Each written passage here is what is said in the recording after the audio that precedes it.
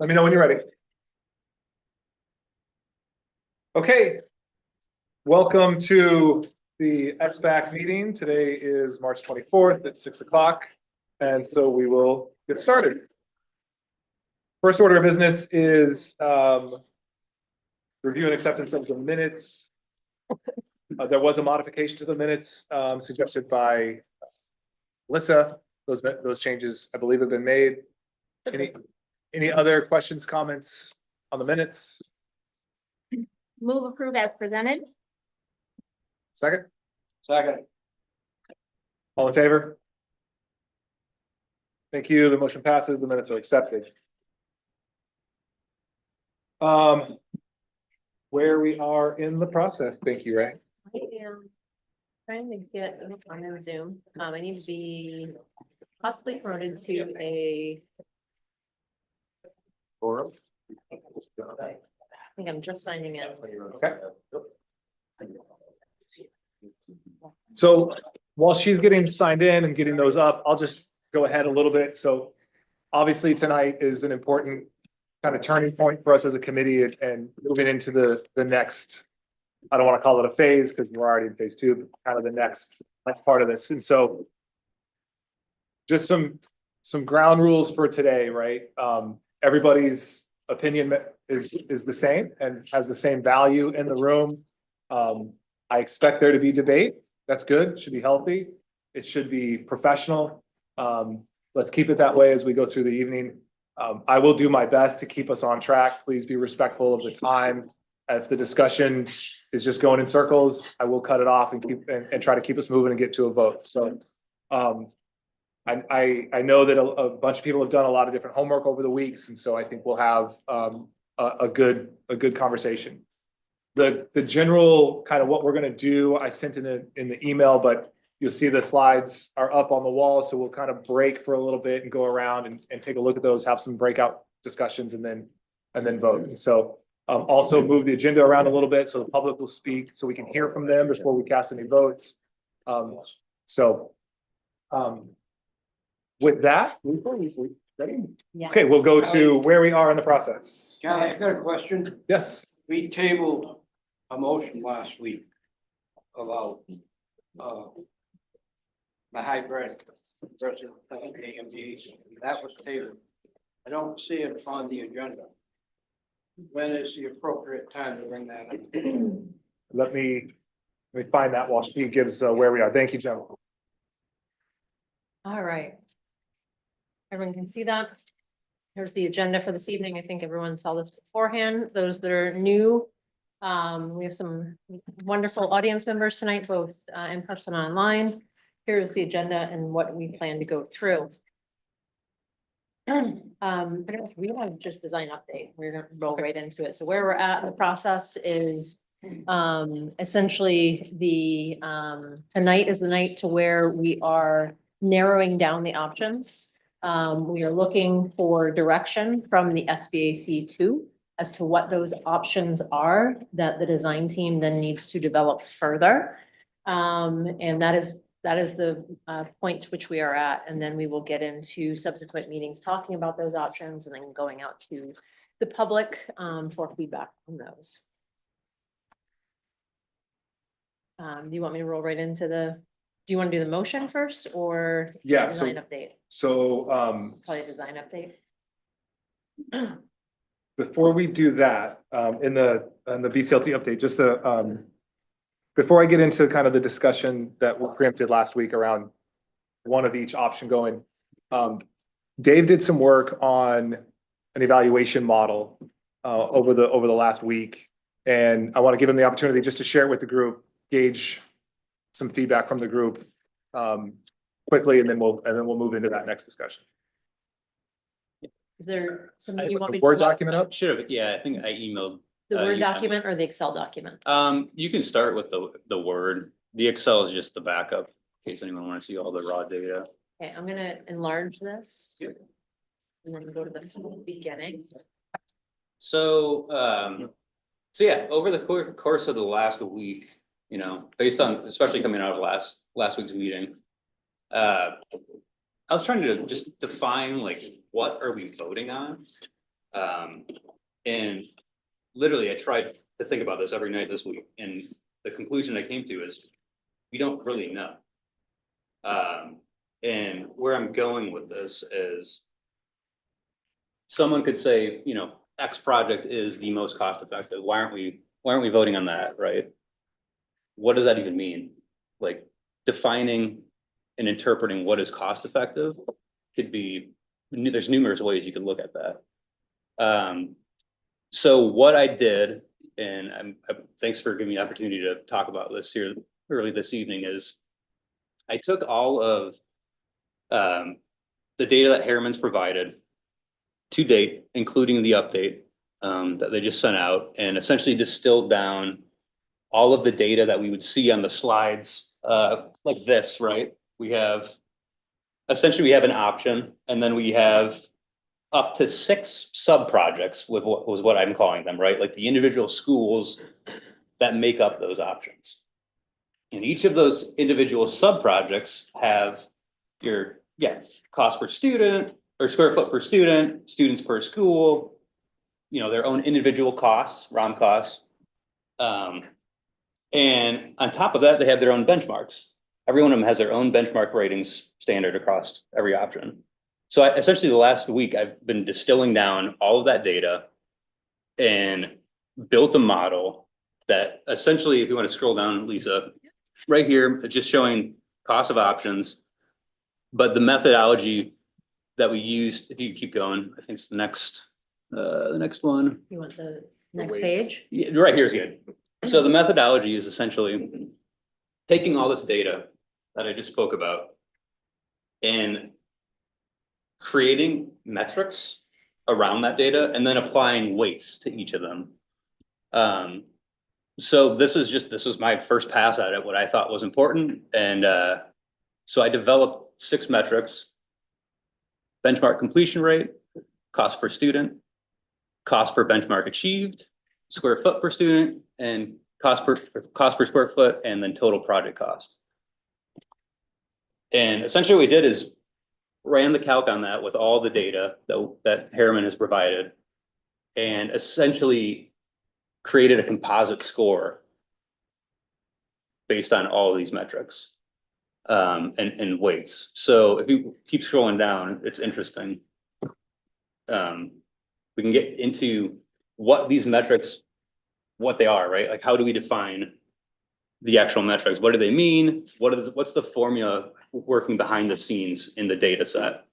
I guess if you keep going down to, metric formulas, this just explains essentially what the model is calculating to develop these metrics across the board.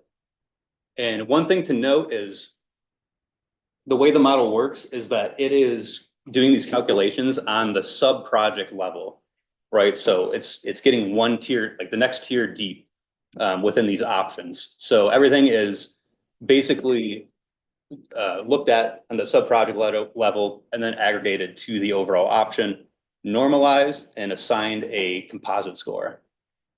And what I did with that, and the last page here, I mean, this is just a quick summary. I know I didn't want to throw a wrench in our whole thing tonight, but essentially what that spit out from top to bottom is looking at the composite score, which is made up of all those metrics that I just discussed. So I think take with that what you will. The biggest thing that I kind of got hung up on this last week is that I really don't think that we have so much data. Like, does anyone know? Does anyone have a metric right now that they're defining their vote on for any of these? Have we thought about that? Have we come to consensus as a committee defining what are these metrics that we're voting on? And I don't know if I would say no. And just my last 2 cents is like, I think we should be doing this before we have a vote. Or somewhere in the process, we need to be looking at the data, because Harriman has done a ton of work. SBAC 1 and all the way up to where we are with SBAC 2, there's been so much work and time and effort by all of these individuals that if we spent on this, and to get to a point where we're not looking at the data, I think would be a disservice to the vote. So anyways, that's my 2 cents. I'll give us a couple of minutes just to discuss this. There's obviously there's not a motion on the table right now to adopt this, but initial thoughts, feedback. So, very quickly as it scrolled by, it looks like cost is in there several times. Mhm. Cost per student, cost per square foot, cost per achievement or whatever, Cost per benchmark. or cost per benchmark achievement. And are these are associated with construction, so there's no, we've talked about long-term performance, cost of operation, are those? So operation, I don't have, Yeah, just because, and- yeah, I don't. Not, it's have not the a data. criticism, Yeah, it's a question, I'm just trying to understand. sure. But that is something else that we've talked about as moving forward. Yeah. When you were running the numbers, did you use, middle school option 1 or middle school option? Yeah, yeah, great. Yeah, so these numbers are based on what we voted on last week. So option 1s across the board and, yeah, the option 2s are not on the table. With the exception of the updated numbers that you.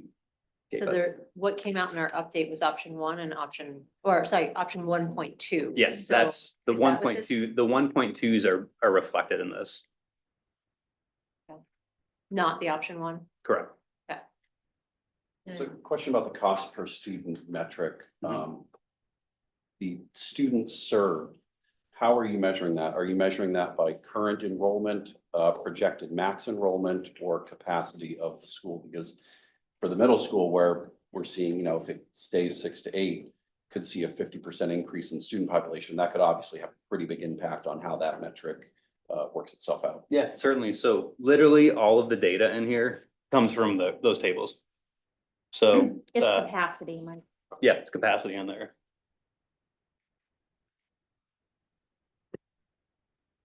Other thoughts? I'll share my thought, Dave. First off, thanks. I'm a data guy. I've been looking for something like this for a long time, so I like it. I don't know that we have enough time today for everybody to digest it, perfect it, and then use it to inform our votes today.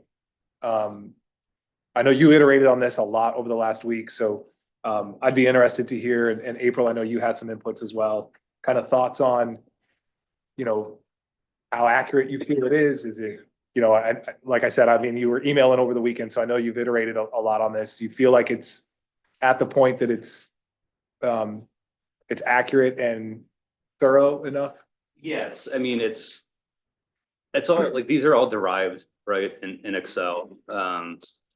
So again, it's all, if you could show, I guess, if you wanted to, I think I sent you the actual data set just to show.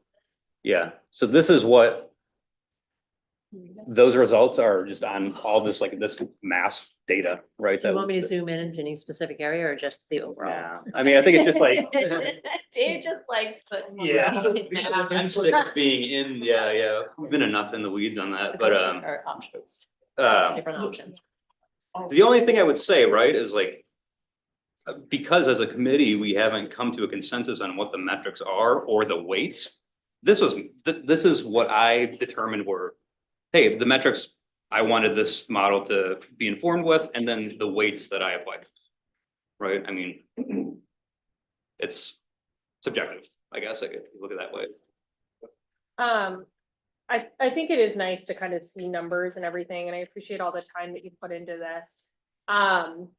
Definitely would kind of need more time to absorb all of the information, but kind of reviewing it kind of on firsthand at some of these recommendation comments, like things like not cost effective, low cost, things like that. When we don't have operating costs is really challenging to kind of forecast at this point. I do think we have kind of this plethora of information, and it's nice to see it kind of brought down.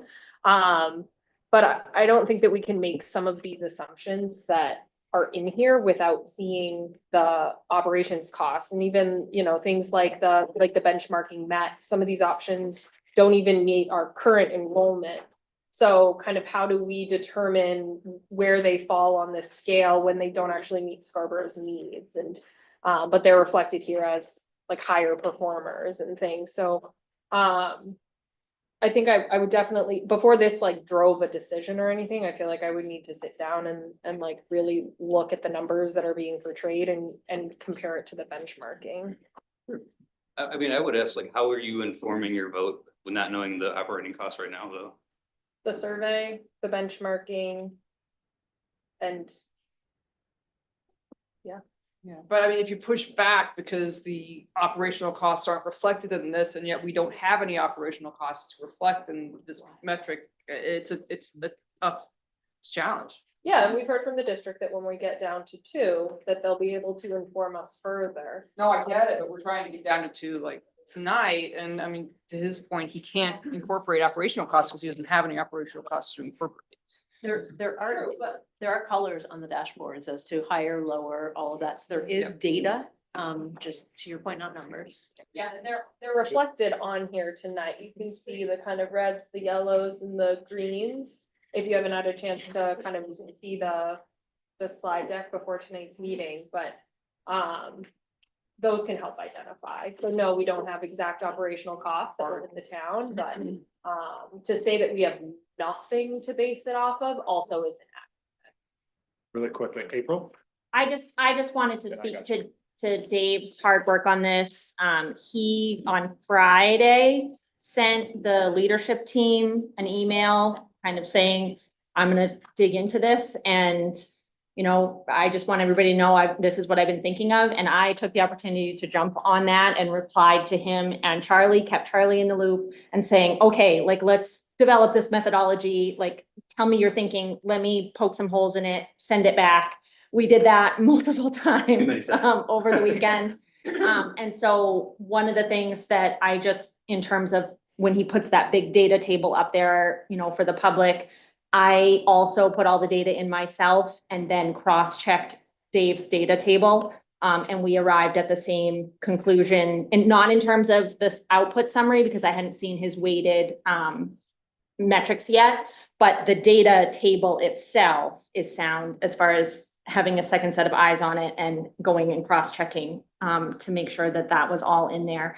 And, the methodology section describes how we came up with every calculation in terms of, and there's room for discussion or discrepancy there too. We weren't, we had to go back and forth on a couple of the different methodologies just to make sure that we were actually getting at the question we're trying to solve for.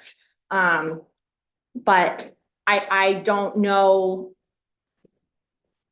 I don't know how to weight them. And I think that's kind of where Dave and I said, okay, like I feel like I've brought this as far as I can bring this.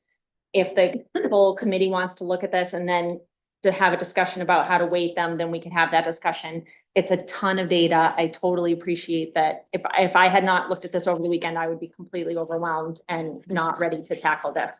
But I think to Dave's point, like, we have all the data from Harriman in all of these individual snapshots, and we just compiled it all into one place. Really appreciate you putting this together. I think on first glance, what I'm struggling a little bit with the summary is just the fact that some of the language is a little bit subjective. The one that really jumped out to me, if I look at Project A saying high benchmark return, when I went through the benchmarks this week, A actually had the lowest benchmark percentage of ones that had, the X versus the check mark. So again, this is subjective language. I wouldn't say that that's necessarily a high benchmark return versus the other ones. Maybe overall it's a high benchmark return, but I just think that we have to be a little bit careful with the language here. Yep. Sue? Yeah, I mean, I think it's another piece of data. I'm sure we can look at the method and say, well, there were other benchmarks that were left off. And I don't have a good feeling about this at all right now. My mind's not made up. I don't know what is my first choice, but I guess, like I said, it's another piece of data. I've been through so many of those drills where you have a weighted scoreboard for, land or whatever. And it's a way to make, kind of a way to make you feel better about what you ultimately are gonna decide. How I look at it. Very quickly, I'm the first one that asked about operational costs, so I'm not saying that's, I appreciate the work. The operational costs are something we need to figure out. What could be done is, the weighting clearly affects the ultimate scoring, and there could be some kind of sensitivity analysis, and we could decide, ooh, this is really what drives the outcome, and then focus on just a couple of, we might be able to use it to drive towards what the really important criteria. Yep. So, Agreed. So what I'm hearing around the room is, I think everybody thinks it's a useful model, but probably not ready for us to use today. I think we'll, kind of have this up and take for the way it was weighted and the way that Dave did it. As Sue said, kind of a data point in the back of your mind as we look through these others. I would propose, however, as we get down to 2 and move forward, because I think that if we had this tool developed, 3 or 4 weeks ago and had the time to really go through it, debate the weights of everything, right? And then vote to accept it, we could use it tonight. I just don't think we're ready. But I'd like, Dave, if you will, we'll continue to iterate on this. And maybe this is the tool we use to help us when we get down to two options. Sound good? Okay, thank you. We'll close out that discussion. I did skip over, apologies. I skipped over subcommittee report out. So quickly, comms committee, if there's anything new, and no one's sitting where they usually sit. I haven't really prepared anything other than our next communication is going to be in the display for the leader on Friday, where we will announce the options that are moving forward. And then the communications team will be working on, explicating the differences in the two and communicating out to the public so they can understand. And also working on some social media advertising to really articulate the need and to bring the public along with the process. Is there anything you want to add, Emily? No, I think that's. I saw a nice article in the Leader, and then there was a post on CTOS again this week with some colorful comments, but some good comments as well. So worth it to go take a look and see what that group is saying. Okay, Bill, site selection. we have a meeting this Thursday. We had a little homework assignment. We're looking at the sites that each person is going to come up with some. We're gonna have a serious and frank discussion Thursday. That was fun. Good. Okay, I think there's enough of an update to design that I think it'll inform the rest of the discussion. So I'll turn it back to you, Lisa. Awesome. And I am losing my voice, so I will try my best to project. I may tag some of my cohorts here to help along if I do. So this is what's been published as to what is informing the preferred options. So similar to the conversations tonight, the benchmarking metrics, the community survey feedback, the school board priorities, and the determined project budget. So just as we're starting to frame conversations for tonight, please keep these items in your head as you're starting to talk through this, because this is what we do need to use to communicate back out. All right, so at the last meeting, we were tasked with adding AC and insulation to the buildings. We tallied those numbers and they were quite high. So we started really kind of saying, okay, what are any alternatives that we can think of? Are there other approaches? So we really started thinking about, okay, are there ways to maybe look at, one was the middle school, which you guys had charged us on, looking at a kind of hybrid between option 1 and option 2. And because the enrollment increase hits there last, so there are other ways to go about that, and we'll show you that in a minute. And when we started thinking about Wentworth and we started running all sorts of scenarios, but what we started to look at was right now your 3 through 5 grades are a 1 to 22 ratio. That's one teacher to 22 students. And that is essentially what we have loaded the designs at. We said, let's just see what happens when we load it 1 to 24.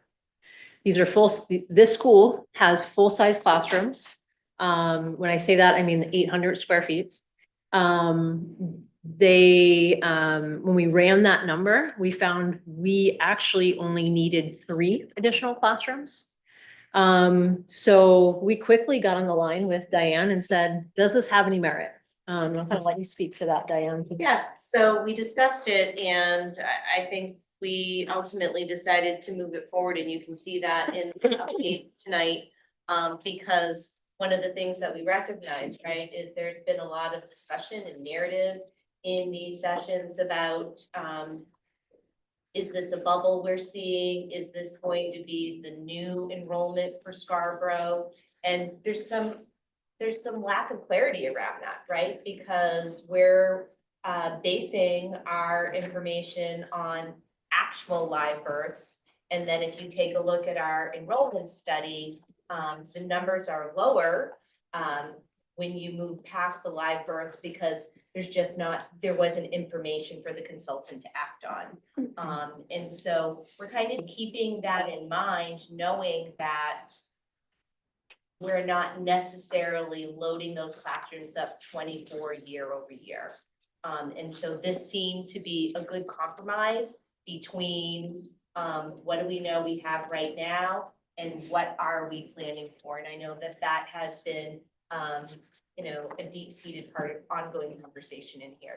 So we felt that that was the responsible thing to do, especially whereas by moving to 24 students per classroom, we no longer have to make adjustments to the heating systems in Wentworth School. As we've talked to you about before, we've talked about the core spaces are well-sized there and that the core spaces were overbuilt. The heating system was not. And so that was really accounting for the largest portion of the addition costs.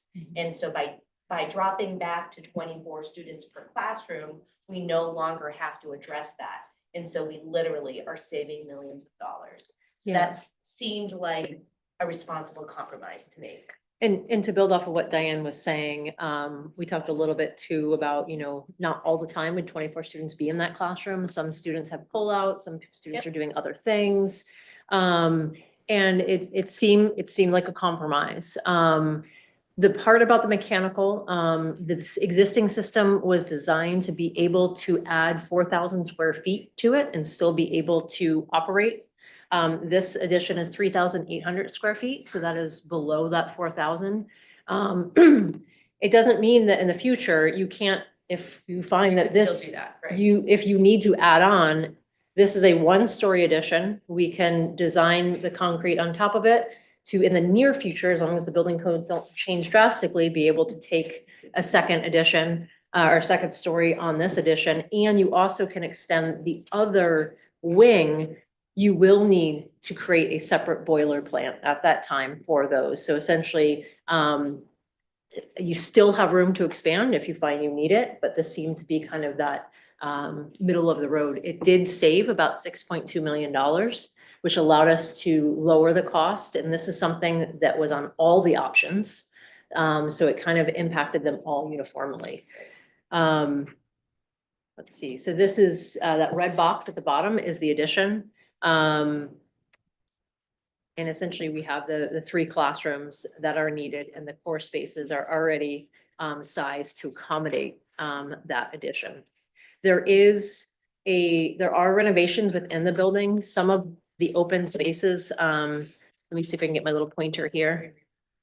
Yes, so this is an open space at the top of the stairwell. There's a lot of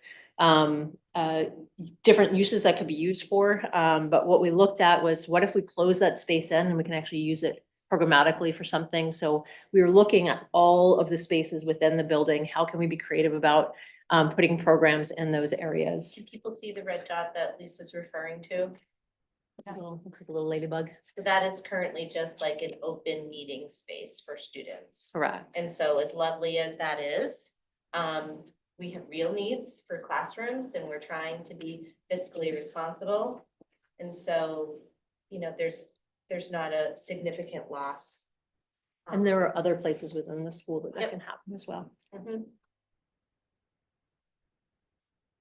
Okay, so that is the Wentworth update. All right, option 1.2 is the middle school. So this was looking at, what we were tasked with is the committee decided to move forward with option 1 for the middle school.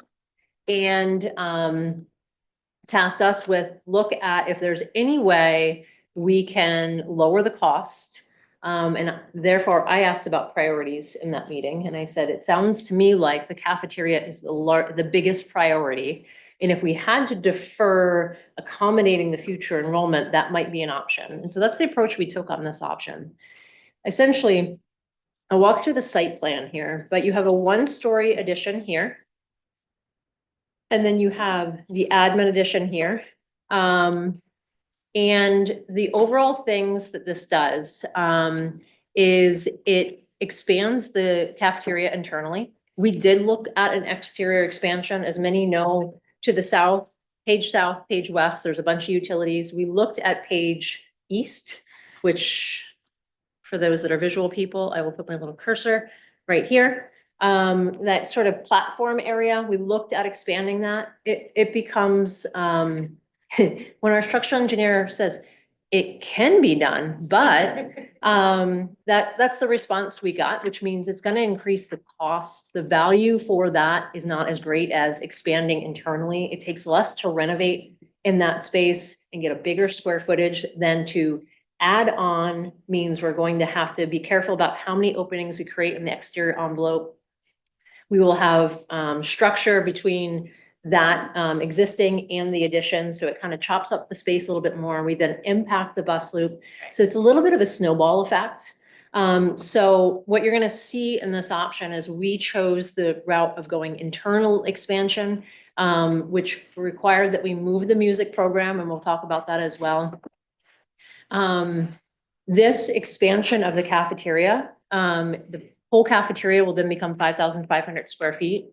This will allow for 3 lunches for the max projected enrollment. So even though we're not providing all the classrooms for that max, we're providing you the cafeteria at this time for that.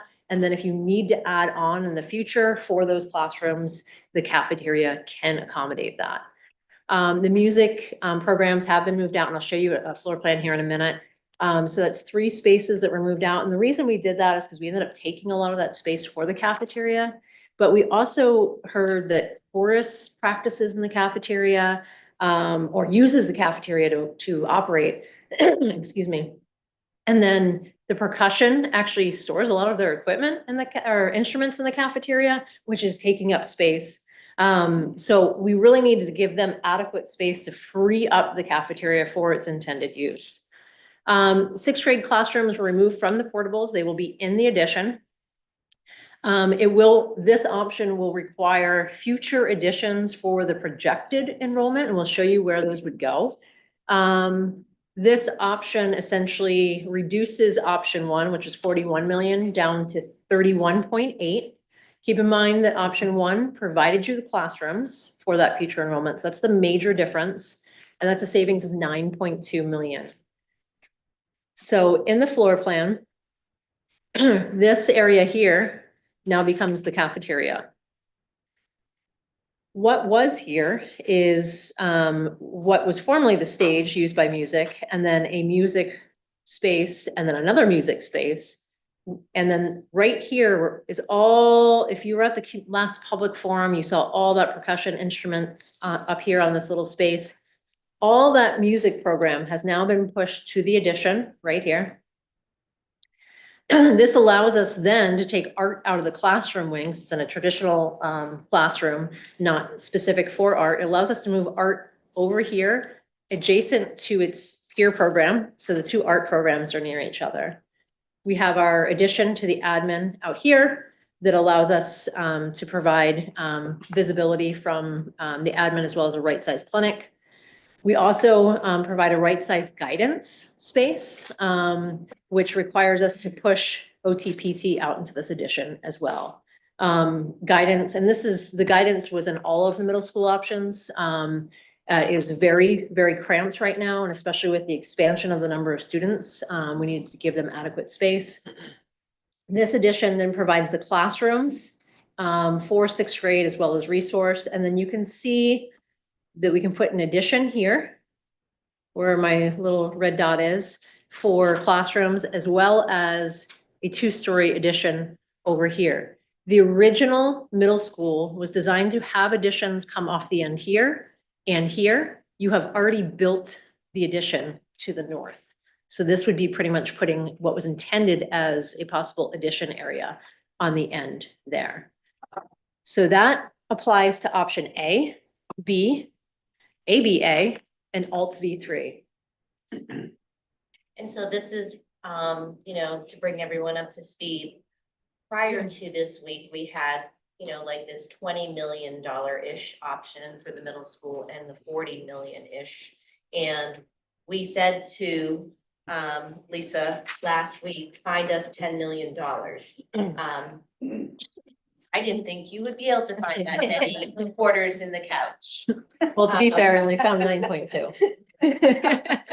you're pretty darn, but again, I think, you know, it's not without compromise that we get to this place, but that's what this whole, you know, work is about.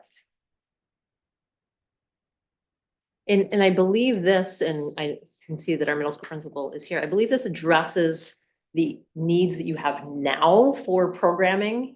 Because I think there was some notes about that with like music and other things. We but- spent a lot of time last week talking about the 6 lunches that you're gonna need to have beginning next year. And that cafeteria problem is not, you know, a future focused problem, but is something that really drives things. Yeah, now. right now. No, yeah, this is lovely. Oh, good.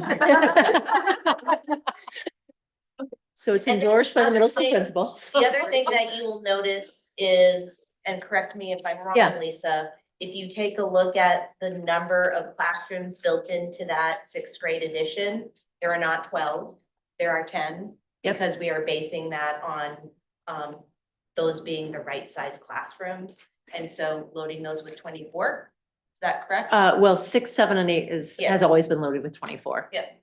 And the 12 is needed for your future. But some of those, well, to that point, some of them were We have 12 resource right now. and other. Right. Yep. So they're more than just classroom spaces, correct? Yep. Is James on? Someone has their hand Oh, He can, online. he can self-select to be on mute. I know James, James had a question earlier. James, go ahead. Yeah, just about Wentworth. Question, in all the options, I was looking at the grid over the week and it said that it's for 960 students. And then I was looking at like the enrollment projection and it looked for like 3 to 5, it was 917. And so I was wondering, like, do you have space for 960, but a demand for 917? And that's just how the classrooms worked? Or I was wondering if you could kind of talk to that a little bit. Let me see. Can we, let's see. Let me pull up the enrollment for the different ones.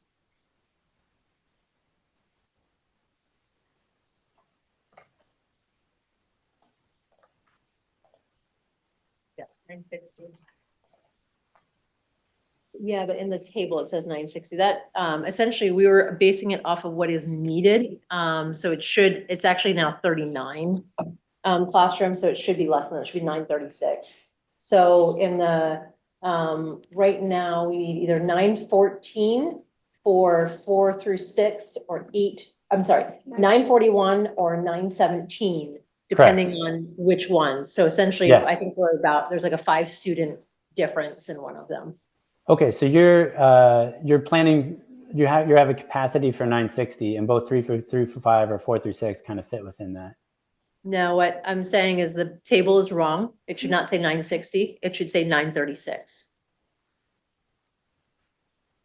36. Because if you think about it, there's 39 classrooms. 39 regular education classrooms and 24 students, so that'd be 936. Got it. So the reason I was asking is I was wondering if there's some options that we're discussing today that have 3 through 5 in Wentworth, and there's some that are 4 through 6.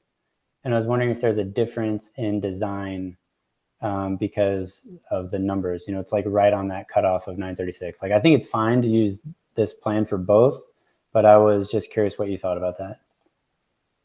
We were assuming you could use the plan for both. When we get down to the difference of five students, that may or may not happen with the 3%. Right. We figured the 936 would, you know, be Okay. a design accommodation. If you find that it's higher than that, then you're gonna need to add additional classrooms. Okay. It's gonna bump you up into that boiler room. That's helpful. Yeah, I was just wondering how that computed with 960. So that makes sense. Thank you. So Yes. Lisa, just to clarify, everywhere where it says 960 for Wentworth, that should be 936. 936, correct. That did not get picked up from the last iteration. No problem. Thank you.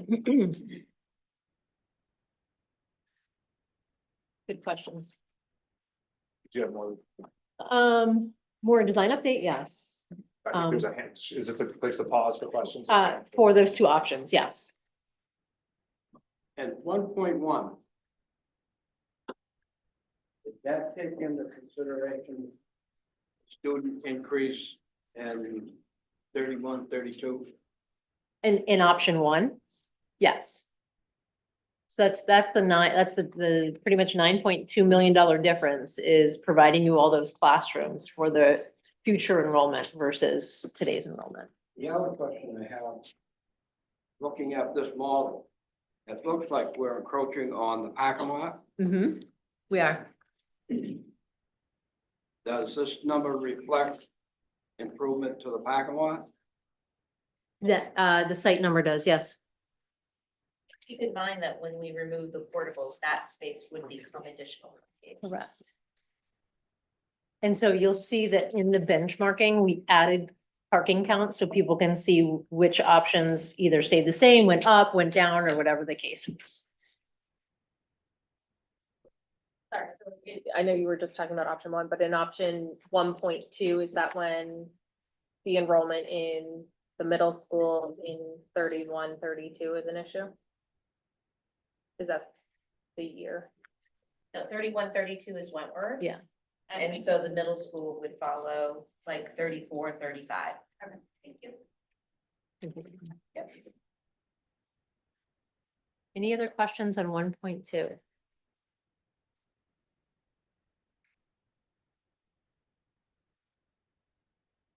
Okay, so with that being said, I got too many, I can't see all my things here.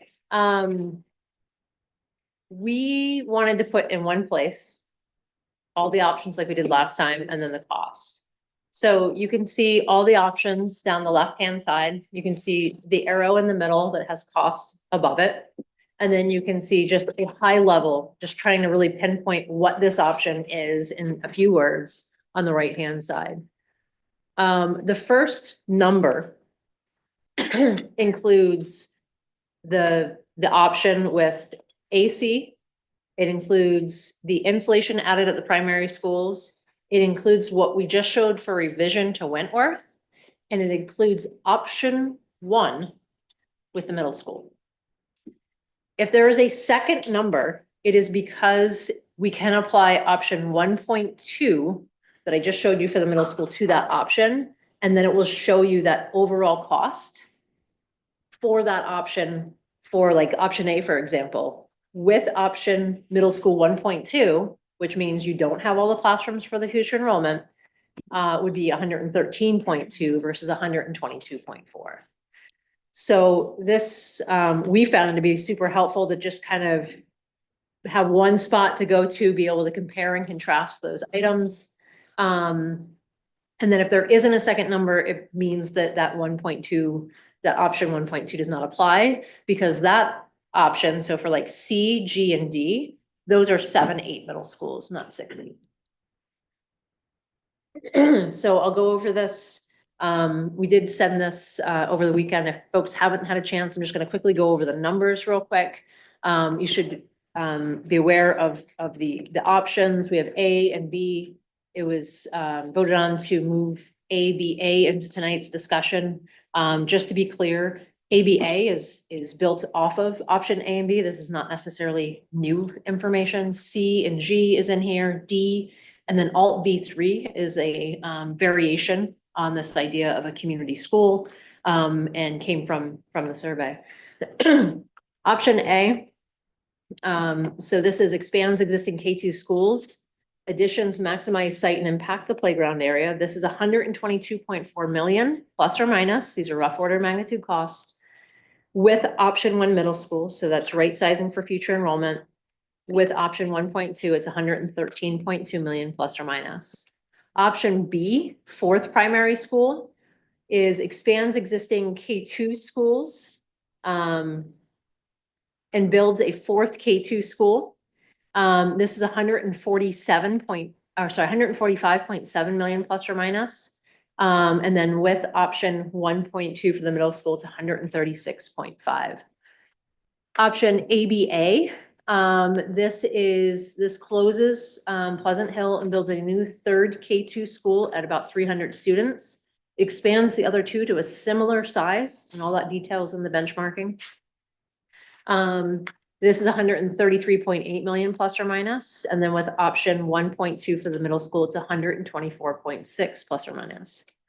And that, just to be clear, if there is a new site that is needed for any of these, there is an assumed value for site purchase that is included in these numbers as well. Option C, new 2-3 school. This expands existing K2 schools, builds a consolidated 2-3 school, and moves 6th grade to the Wentworth. That is 159.4 million plus or minus. Option G, 1-3 school, new 1-3 school, I'm sorry. Existing primary schools become K schools. It builds a consolidated 1-3 school and moves 6 to Wentworth. This is 151.2 plus or minus. Option D, new K3 community school. This closes the primary schools and builds a new K3 of about 1,188 students. It moves 6 to Wentworth. This is 143 million plus or minus. And then the alternatives, the alternative from the survey version 3. This is a similar to D, but it is a new primary school, community school of K through 2. That's 842 students. And this is 132.5 million plus or minus, or with option 1.2, because this would be a 6 through 8 middle school, it's 123.3 plus or minus. I'm just going to quickly go through what's in this deck. This is a diagram similar to what you've seen before, with all the diagrams of the options that are on the table this evening. And then you have the dashboard. What we tried to do is highlight anything that had changed, and you can see we did not inadvertently did not remember to update the 960. This is that number that we're talking about that should be 936. And I think I just saw somebody go around and make some corrections on the boards that are hung up tonight. But essentially you can see the different things that were updated. So Wentworth was updated here on the cost, as well as we added option 1.2. So over on this side, oh, you can't see, let me get my little pointer. You can't see my. Well, the good news is that everybody has copies of Correct. these at their seats, so nobody has to really squint and get extra. All right, well, it's not letting me point for some reason. I'm not sure why, but on the left-hand side where you see the dollar sign, you will see the total cost with option 1 or option 1.2. In the benchmarking, we have added information to the benchmarking. Different things that we wanted to bring forward to the benchmarking that pointed out maybe some of the differences between some of the options. And we also added parking. So you have parking counts on there. And then in the lower right-hand corner, where you see those 2 red boxes on this option, this is similar to how we've reported operation costs previously. It's really a comparison between options. Option A compared to other options, the operating cost is higher. And the educational impact during construction is higher. This is mostly, where you see that on these options is mostly where we are renovating and expanding existing schools because there will be construction on the site. Where there are new schools off-site is where that impact is less. I'm not gonna go through all the detail. We have the benchmarking behind that. And then here it is for B. You have your dashboard, the changes. And then your benchmarking. And then ABA. Same thing. So all of those are reported as higher for operating costs and educational impact. When we get to, and then there's a plan for the new K2 school. This you did not have previously. Because some of these modified options, the ABA and the alt version 3, we had not gotten the request to move these forward until last meetings. There weren't plans. And so that's where you'll see some of the changes on the dashboard, because once we put it to plan, we can really start to define how much square footage there is per student, what the total square footage is. We typically use a 160 until it goes to plan just to be able to cover everything. And so that's what the cost was you saw last meeting, and that's why it's decreased. Option C. So on and so forth. If there are any questions, everybody kind of has this in front of them. I'm just going to kind of quickly flip through these. Other than the changes, hopefully none of this is new to folks. And then we have the plan for the K2. So this is the alt version 3. You can see, and these aren't by any means final. This is, hey, let's get the program down. Let's figure out how it would work as a school. And let's get a square footage. Nothing is really designed at this point. Oops. And that's the end of our design update. Quick questions for Lisa? On the fourth primary school, Lisa, Yeah. down at the bottom, you've got educational impact during construction. Yep. Would there be not much impact with the fourth school if we built the fourth school first? Well, this is all of this is based on simultaneously building all of these. Okay. Yeah. So if you went that way, no. But this is all based on simultaneously building them at the same time. So you would have students in those schools where that's going on. If we did go build the fourth school first, Mhm. would that increase the cost? Yeah, because you'd extend the construction duration. Do any of these have like no option for future expansion or like? Some of the options don't, so like you'll see in bold, maybe you can't see, but the third bullet down on this one, I'm just using A because it's in front of me. 8 Corners and Pleasant Hill does not support future expansion in this option.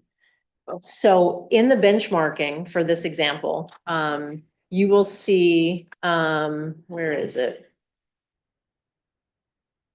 Yeah, so in programming needs, second from the bottom there, you'll see those 8 Corners and Pleasant Hill does not support. So you need to look at the dashboard. We tried to you need to look at the benchmarking. We tried to on the dashboard just indicate the benchmarking compromises compared to each other. Not to say that that's the only one where this happens, but just that's an example in front of us. In several of these models, you're saying that the play area, the outside play area is also compromised, that it's too small. So how are you gonna adjust to that? Then, Well, that's a compromise based on some of these options. So some of them address it and some of them don't. It's really constrained by the footprint, right? Yeah. So if we're on 5 acres and we built most of it with parking and or buildings, we've got whatever's left, right? Because there's not a way for us to get more land on existing spaces. A question about parking. As we think about playgrounds and parking, how realistic is it in any of these neighborhood school options to utilize, say, street parking? I mean, is that a totally crazy idea? It's Is a that little what- bit different at each of the sites. So for example, and again, having just walked our state officials through all of our sites 2 weeks ago, this is super fresh in my mind. At Pleasant Hill, for example, there is no parking on Highland Avenue. And so there's also not enough parking at that school for more than staff, quite honestly. And so when they do hold school events, people have to park in the neighborhoods around Pleasant Hill and then walk into the school. You know, Eight Corners obviously has a different setup on Muzzy Road. I don't know what the on-street parking is there, Tom. I would assume it's Catty catty corner corner in in ditch. I'm not sure, you know, like, I guess you Not can that go I've ever park at done Hannaford and walk over. Yeah. And then, at, Blue Point, I think they're in a similar situation, right? They're on route, what that route number Pine Point is. Road and Pine Point Road, right? But there aren't a lot of, you know, side neighborhoods. Pleasant Hill, I guess, is probably in the best situation because those cars can be nestled away and kids can jump out of the cars rather safely. I would be concerned about parking on Pine Point Road, or even Muzzy Road with a young child and having them, you know, without like really direct oversight, Yeah, right? if you're coming over that hill and you're going towards Route 1, people certainly don't always follow the speed limit. They did drop the speed limit on Pine Point Road, Yeah. but you know, that assumes that everyone drives the posted limit. Potentially Thank- could reconstruct the road along the front edge and create safe on-street parking, but that would be another cost consideration. Right. For probably not very many parking Right. spaces, depending on the site. Other questions for Lisa?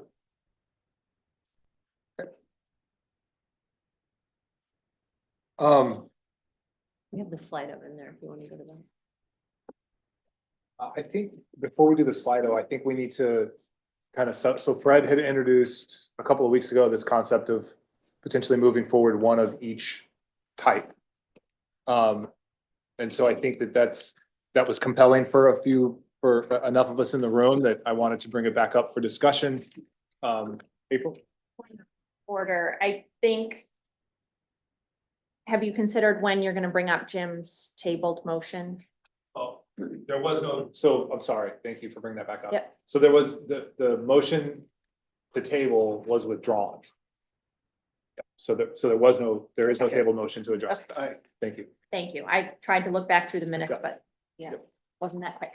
So as I went through these and I was looking at the fourth school option and the hybrid. And this is, you know, there's never gonna be a good time to bring this up, but we settled on the number of students at each school. And it's kind of like it's fixed in the model, how many kids would be at Pleasant Hill or Eight Corners. And some of the models that we discarded had Eight Corners would have twice the size, it would be twice the size of the other schools. And one of them even had it being 3 times the size of the other schools. And then the fourth school model has, currently has the fourth school being 300 students, about the same size as the other schools. So as I looked at those and I thought, you know, there's potentially opportunity to save money by, if we're building a new school anyway, make it bigger. And it's new and you can do fewer renovations and additions at the other buildings. And I know we discarded some of those options already.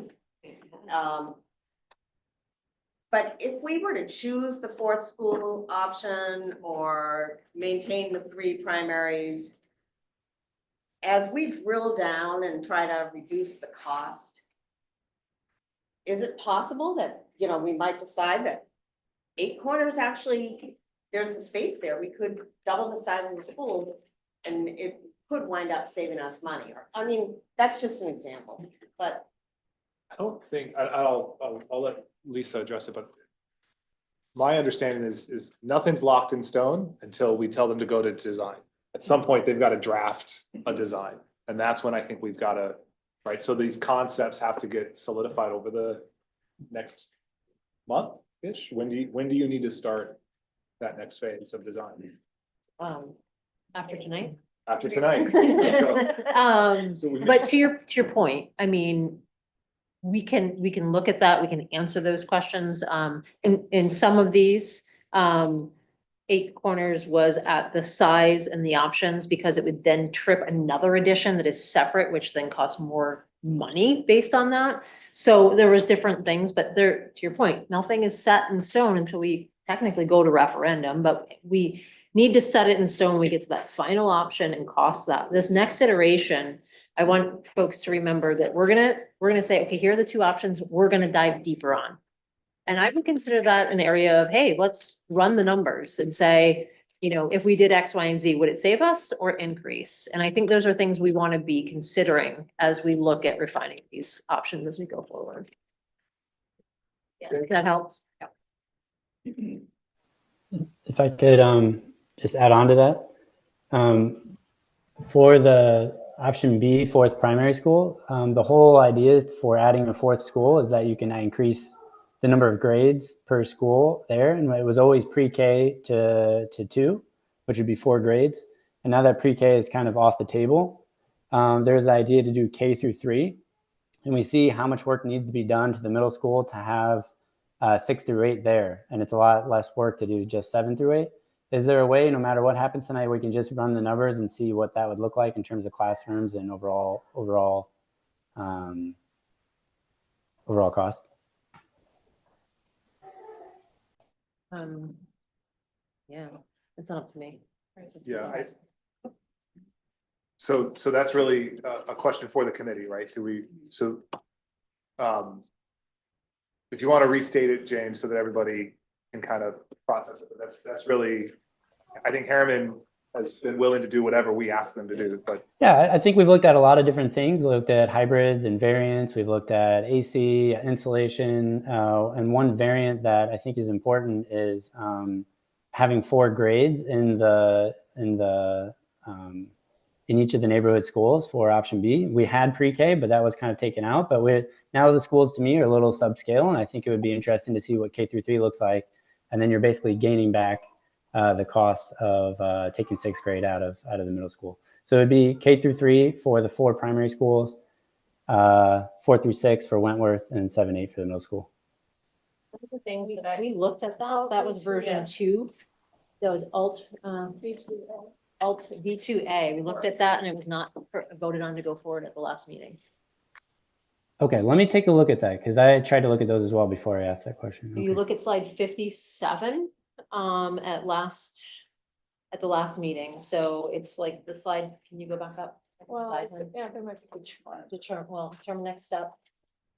1, 2, 3, how many, the third. So if you go to the determine next steps for modified alternative options, go to the 4th slide after that from the last meeting, and you'll see that that was a 4 school with K3. Yeah, and I think you close 8 corners in this case. Yep. And what happens if you have 8 corners as one of the schools? I do also want to make it, from the BOE discussion about pre-K, I don't think any of us walked away without the desire to ever investigate or try and offer pre-K. It's not currently on the plans for this year, but I would hesitate to think that we should block future expansion for an opportunity like that. Because I certainly didn't walk away from that BOE discussion thinking that we had no interest in pre-K in the future. Yeah. The other piece that I would just add to the discussion about that option, if you're talking about keeping small neighborhood schools, it actually ties our hands more to have more grades in the school. And here's why. Because on a year-over-year basis, your class size changes. And if you only have 3 first grades to start with, and that's all you can have, then you end up being in a tough position, right? Because you're either going to go way low or over, right? If you have a range of 16 to 20, it's the fewer classes that you have in any one grade, the wider that range is from year to year. And we experience that every year currently, right? Because as we look at our optimum class size and then we figure out, do we want You know, like I'll use, you know, an example that we see pretty commonly. If we have 3 sections or 4 sections of a grade, let's say we have 60 kids. You can have a class size of 14 or 15 or 20, right? So that's a huge variance. So on a year-over-year basis, that's an ongoing issue that gets presented, right? Versus having a stable cohort of students. And additionally, as we call down those extra students from 3rd grade down, our gymatorium just became even more undersized, and how that impacts the ability for people to have aftercare, and of course, the students throughout the day. We'd need to keep a very close eye on those impacts as well.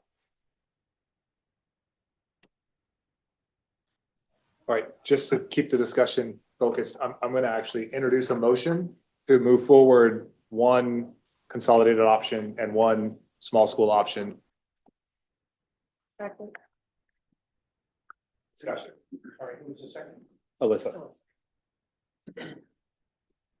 Sorry, I just wanted, so we can get through this and move on, so. Charlie, just to be clear, you're calling option A, option B, and AB hybrid one side of this equation, and C, G, D, and alt version 3 are consolidated options. Okay. Oops, my bad. No discussion? Yeah, discussion? Doing that? Yeah, I think frankly, Fred articulated it really well the other night, but essentially you give the voters, you put it in front of the public with 2 unique options to compare. And so they saw the referendum as it was last year, and now you'd have a similar type of option along with a very different option. We've seen from the surveys, you know, this desire for the neighborhood schools, which is, if that's what the voters want, then that's what we should recommend forward. But I think that it's also would be responsible of us to make sure that everybody understands what those compromises are, right? So if the consolidated option meets all the marks, right, or meets the most of the marks, right, having something to compare to as far as what you are giving up to keep the consolidated schools, right? Or, I'm sorry, to keep the neighborhood schools, or vice versa, the consolidated school solves some things, but you give up those neighborhood schools. And so I just think it offers the public something to compare. And I think for me, looking at the benchmarking on the consolidated school, it's hard to know that the kids could have so many of their needs addressed and just move beyond that without feeling like we gave the public a fair shot at being educated on what's going on with them. And so I do hear the public in their desire to have the neighborhood schools and everything. I just think it's also only fair to educate people on kind of if this is the route we go, this is, you know, like Charlie said, the compromises, this is the other option. I think the being in budget season, it's on my mind. The, you know, operating costs year over year will also be very interesting to people. You know, they still vote on that every year as well.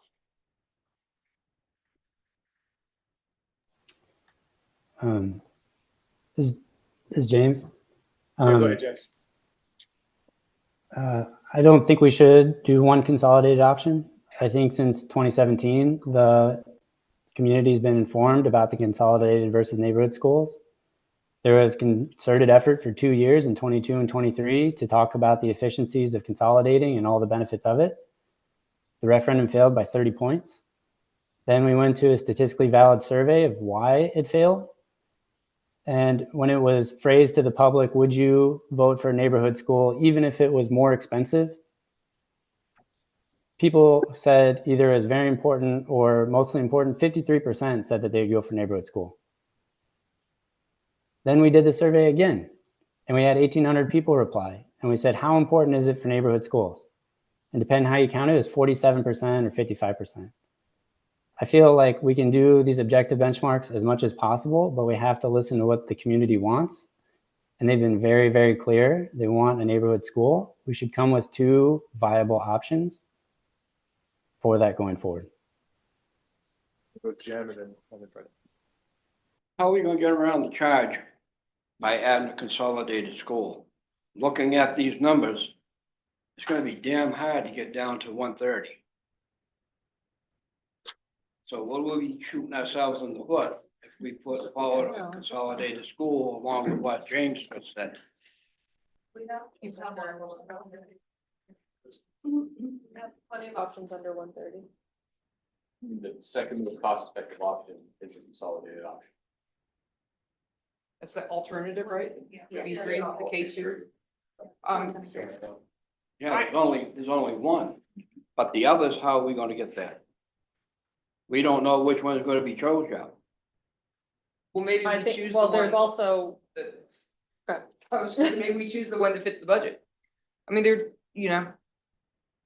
mean, if you're, look, the elephant in the room is not really the elephant in the room, because we've been discussing it, is that there's not a lot of public support for a consolidated school.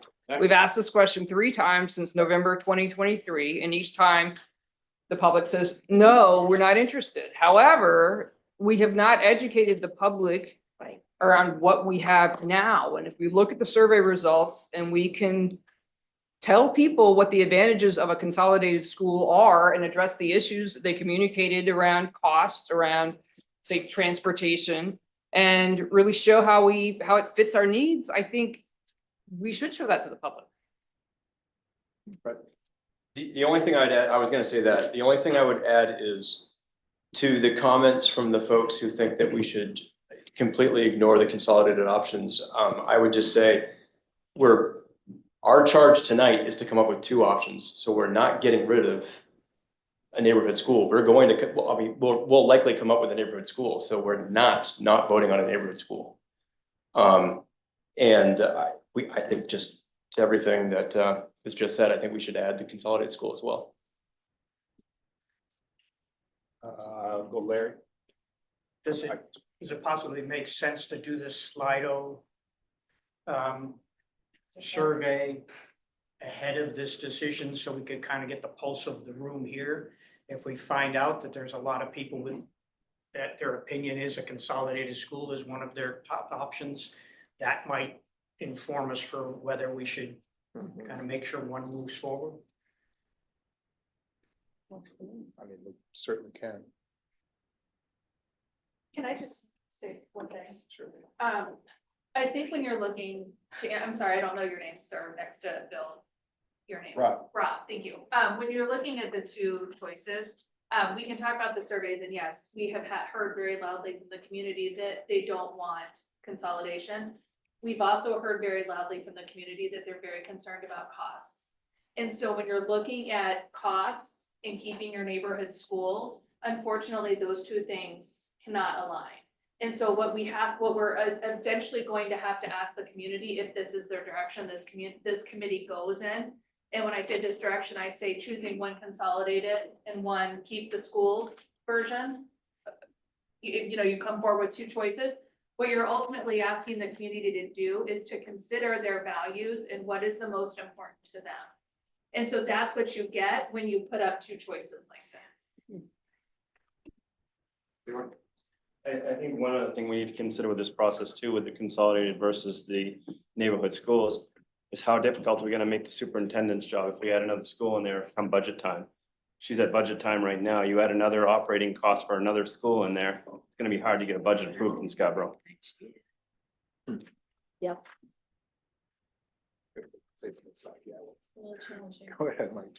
To Jim's point about staying within the charge of 70 to 130, we talked about there being options for consolidated that fit within that budgetary number, but there actually isn't. If we look at that Alt V3, yeah, there's a number there that says 123.3 million, but that assumes option 1.2, which essentially, builds a cafeteria for students that are coming, but not the classrooms to teach them in. And I haven't heard any motions in here saying that we should adopt that model for A, B, ABA, and Alt B3. So unless somebody's in here making a motion and getting a vote to go with that option 1.2, we don't have that 123.3 on Alt B3. We don't. And I don't necessarily think we should be handcuffed to picking a consolidated and picking a neighborhood school. Whatever rises to the top, I'm with Stu. I don't know what my top option is coming into this. We also talked last week about not de-scoping at that meeting because there would be opportunities to do so at a later basis. And I think any of these numbers we're gonna want to see come down eventually. So cap it at saying like, we're voting on this option as it stands. It's not gonna change at 132 isn't realistic. And I would just add to that logic, right? In your logic, there's only one option that is under 130, period. So we've got work to do no matter which options we select. Sue? I thought 1.2 Sorry, Jim. builds 10 new classrooms. Yeah, It it does. does. We were just, but that's the portables, that takes the sixth grade out of portables. is It what doesn't does. plan It for doesn't give future. the future enrollment. It might not ever materialize. Well, the students are born, they're gonna hit this there at We some. know point, that we'll we say- have 2 years worth of students that are gonna come through. That- Well, we know at this point. I don't know who to ask this to, Tom, April, or Shannon. How binding is the charge? If we exceed the 130, Then I think potentially, Jim, you could go before the town council and a town councilor, individual town councilor might express disapproval of the recommendation because it didn't fit the charge. It's not a legally binding document that says the town council can't approve your recommendation if it falls outside the charge. But it does certainly maybe potentially open the group up to criticism. And and it could affect the vote. Absolutely. Any And that was criticism one could of the affect other the vote. things that we were gonna do is put something on the ballot that would have a chance to pass. regardless of what option we choose, all the options that we're looking at tonight, these costs are rough order of magnitude. So before we would ever take any of these to referendum, these numbers will get reworked as Harriman is able to really scope into the specifics of whatever options we choose. So I think that education piece is really important, not just for the people in this room, but also for the public who might be listening or who will watch this or read about this later. This is the starting point, not the ending point of our work. Yeah, and I think it's important, speaking from the communications committee perspective, is we really need to make sure whatever we're putting forward is under the 130 million. We need to dwell it down the best we can, because the public has told us point blank, 130, you have to get there, and I think we gotta get there. So, We will get there over the course of time. Just to clarify, I was bringing up the governing document. I don't think it has 70 million to 130 million in it. And I think that comes from an extrapolation from the statistically valid survey when it was more of like $200 and $400 to your bill. Correct. So, I mean, and that's even kind of funny because 130 is not double of 70. So like, I'm not really sure where 130 came in and where the hard and fast number came in. Yeah, so just to that point, just for clarification, so Tom Hall has a model that he ran for tax impact, that calculates tax impact to bond rate. So that was using 2023 interest rates and the other data that we had at the time that the survey came back. And so the $200 to $400 tax impact on that town model equated to a range of 70 to 130 million. And I would quickly actually add in that it is in the charge. If you go to the charge second document under the deliverables, number 5A says the SBAC 2 shall commit to a solution that fits within an acceptable range of potential tax impacts, which translates to the solution in the range of 70 to 130 million. Thank you. It is, okay. My My Thank you, final thought Alyssa. on this, Thanks. also just back to kind of the rationale that you asked about is, and Alyssa's talked about a lot, but operating costs haven't been determined yet. I think that to give voters a full picture of their option, right? If we were to eliminate a consolidated cost, which really it's operating costs is where the consolidated schools are gonna shine. So I just think it's responsible to give a full picture to the public as we move forward into this next phase. So I tried to look at all of this, I made some notes, and then I keep coming back to two things. The citizens think elected officials don't listen to them now. You have all these surveys, forget all the information, what they knew and didn't know. They don't really like to be called uninformed or stupid. I think putting a consolidated choice is not appropriate and should not be there because they don't want it. And if we're going to be responsive to what the citizens want, and not take the same rap that our elected officials do from time to time, I think it ought not be on there. Yep.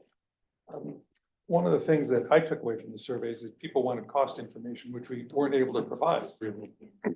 We have another survey, I believe, planned in which we could present one or more options with more specific or more detail about cost, not a final design cost, but I mean, it hardly seems to me that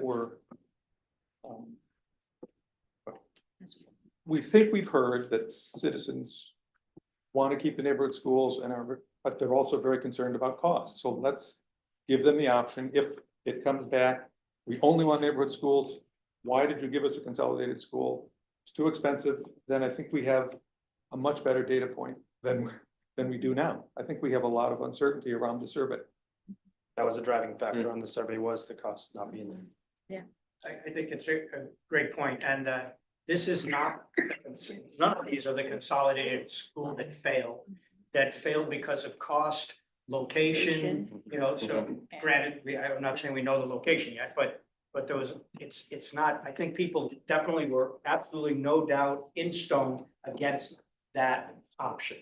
But this is, the three that are here, four that are here, are not that option. And I think the Leroy point that you will need, if consolidated option is one of the two, it'll be our job to explain why it is there.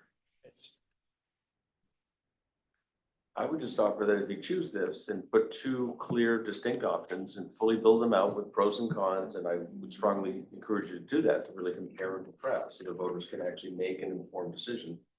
Up to now, you've been asking more attitudinal, emotional questions. This hopefully will be more based in fact. The reality is you're going to have to live with the results of the surveys, whatever they may be. And if history repeats itself, we'll hear again that they don't like the consolidated option, and that's the nail in the coffin. But I don't see the harm in, you've done the work. I think it's responsible work. I think the taxpayers deserve the right to see what that work yielded, and they will tell us very clearly whether they like it or not.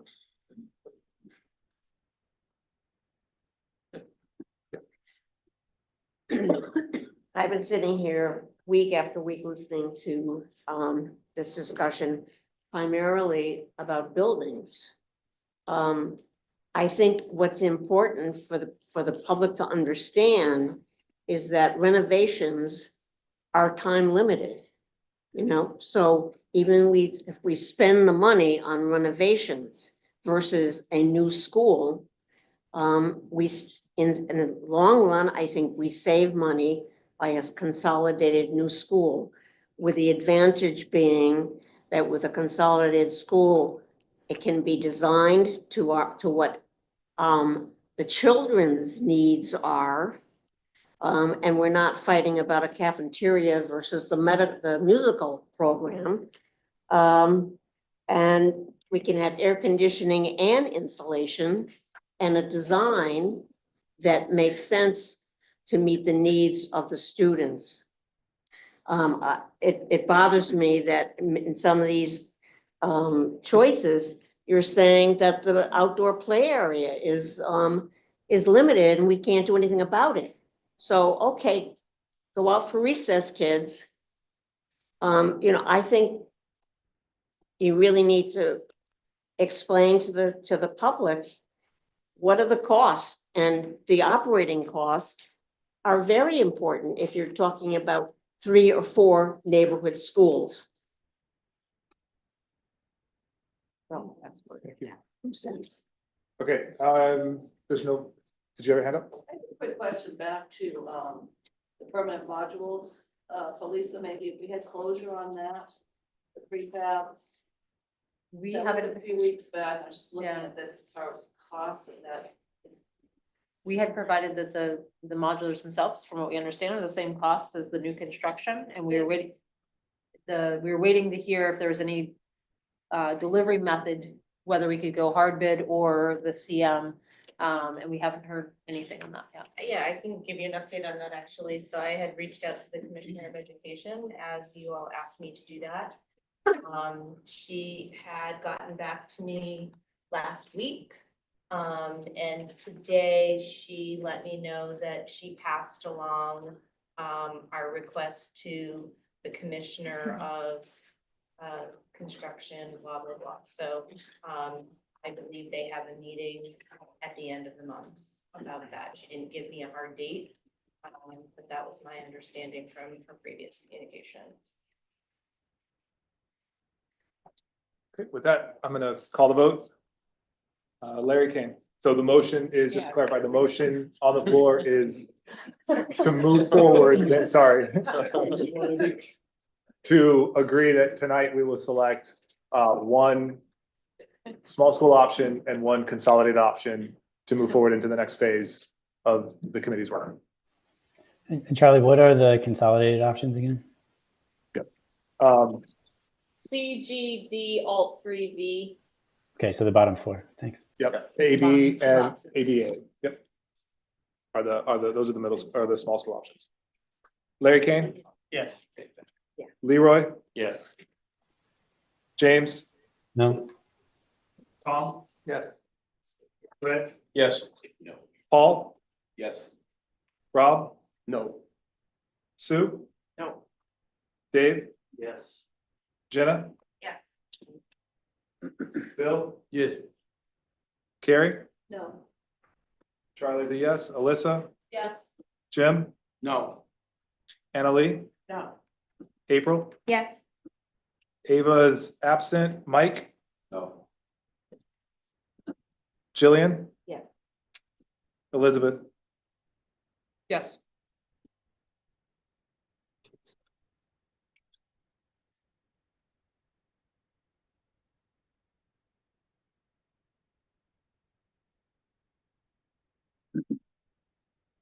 motion passes 13-7.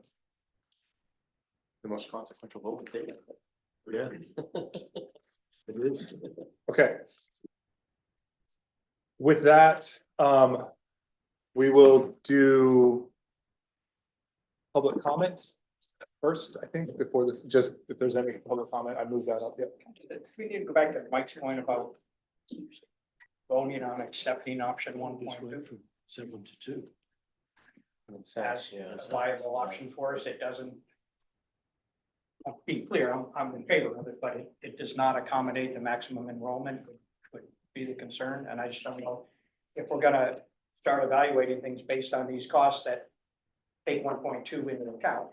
We need to agree that that's a viable option for the. I agree with Larry's sentiment that we should probably have a vote. If you wanted to make a motion. I would like to make a motion to accept option 1.2 as one of the variables in making our cost assumptions. Second. The motion for discussion is to accept middle school option 1.2 in lieu of option 1 that was voted on last week. And just to be clear, option 1.2 applies to option A, option B, hybrid ABA and alt B3. Yep. I need to throw in there the Wentworth changes as well. Or I think the Wentworth changes are baked. Sorry, I think we should split that. Larry, can you keep it to the 1.2 for now? Yeah. Discussion? Do you need an answer on this tonight? I think you guys need an answer to make your decision on the options is what he's saying. Because it affects the cost. Right, I'm saying, where I'm going with this is like, to me, if we can, if it makes sense and doesn't hold us back moving forward, I think we include that. And like, everything here is like best case scenario, right? We can axe this if we need to. Same thing with like any of the mechanical insulation stuff, if it, like, it doesn't impact Harriman. So I guess I would ask the question, so from tonight, you're gonna tell us, these are the two options we want you to dig further into. We would need to know what you want us to do with the middle school. And if you decide we want you to continue to explore both, that may be, but at some point, there's gonna have to be direction. But what you're saying is right now, we don't necessarily need to, we can. If you want a refined number and costs at those lower numbers, if you want to go with the second column of numbers, you need to make a decision that that's what we're moving forward with tonight. If I say it that way, if you want to leave it open, that we could go with this or that, then you can leave it open, but you won't be able to communicate that we have narrowed it down to option. I'll just pick A, and it's 113.2. You would have to say it's somewhere between 113.2 and 1.22.4 or something like that. Yeah, but similarly to the discussion last week, if we leave the full scope option 1 in, as we move forward, there's opportunities. And this might be, we might decide, hey, there's really nowhere else to cut costs. We need to do this down the road. We could do that in the coming weeks, right? You could.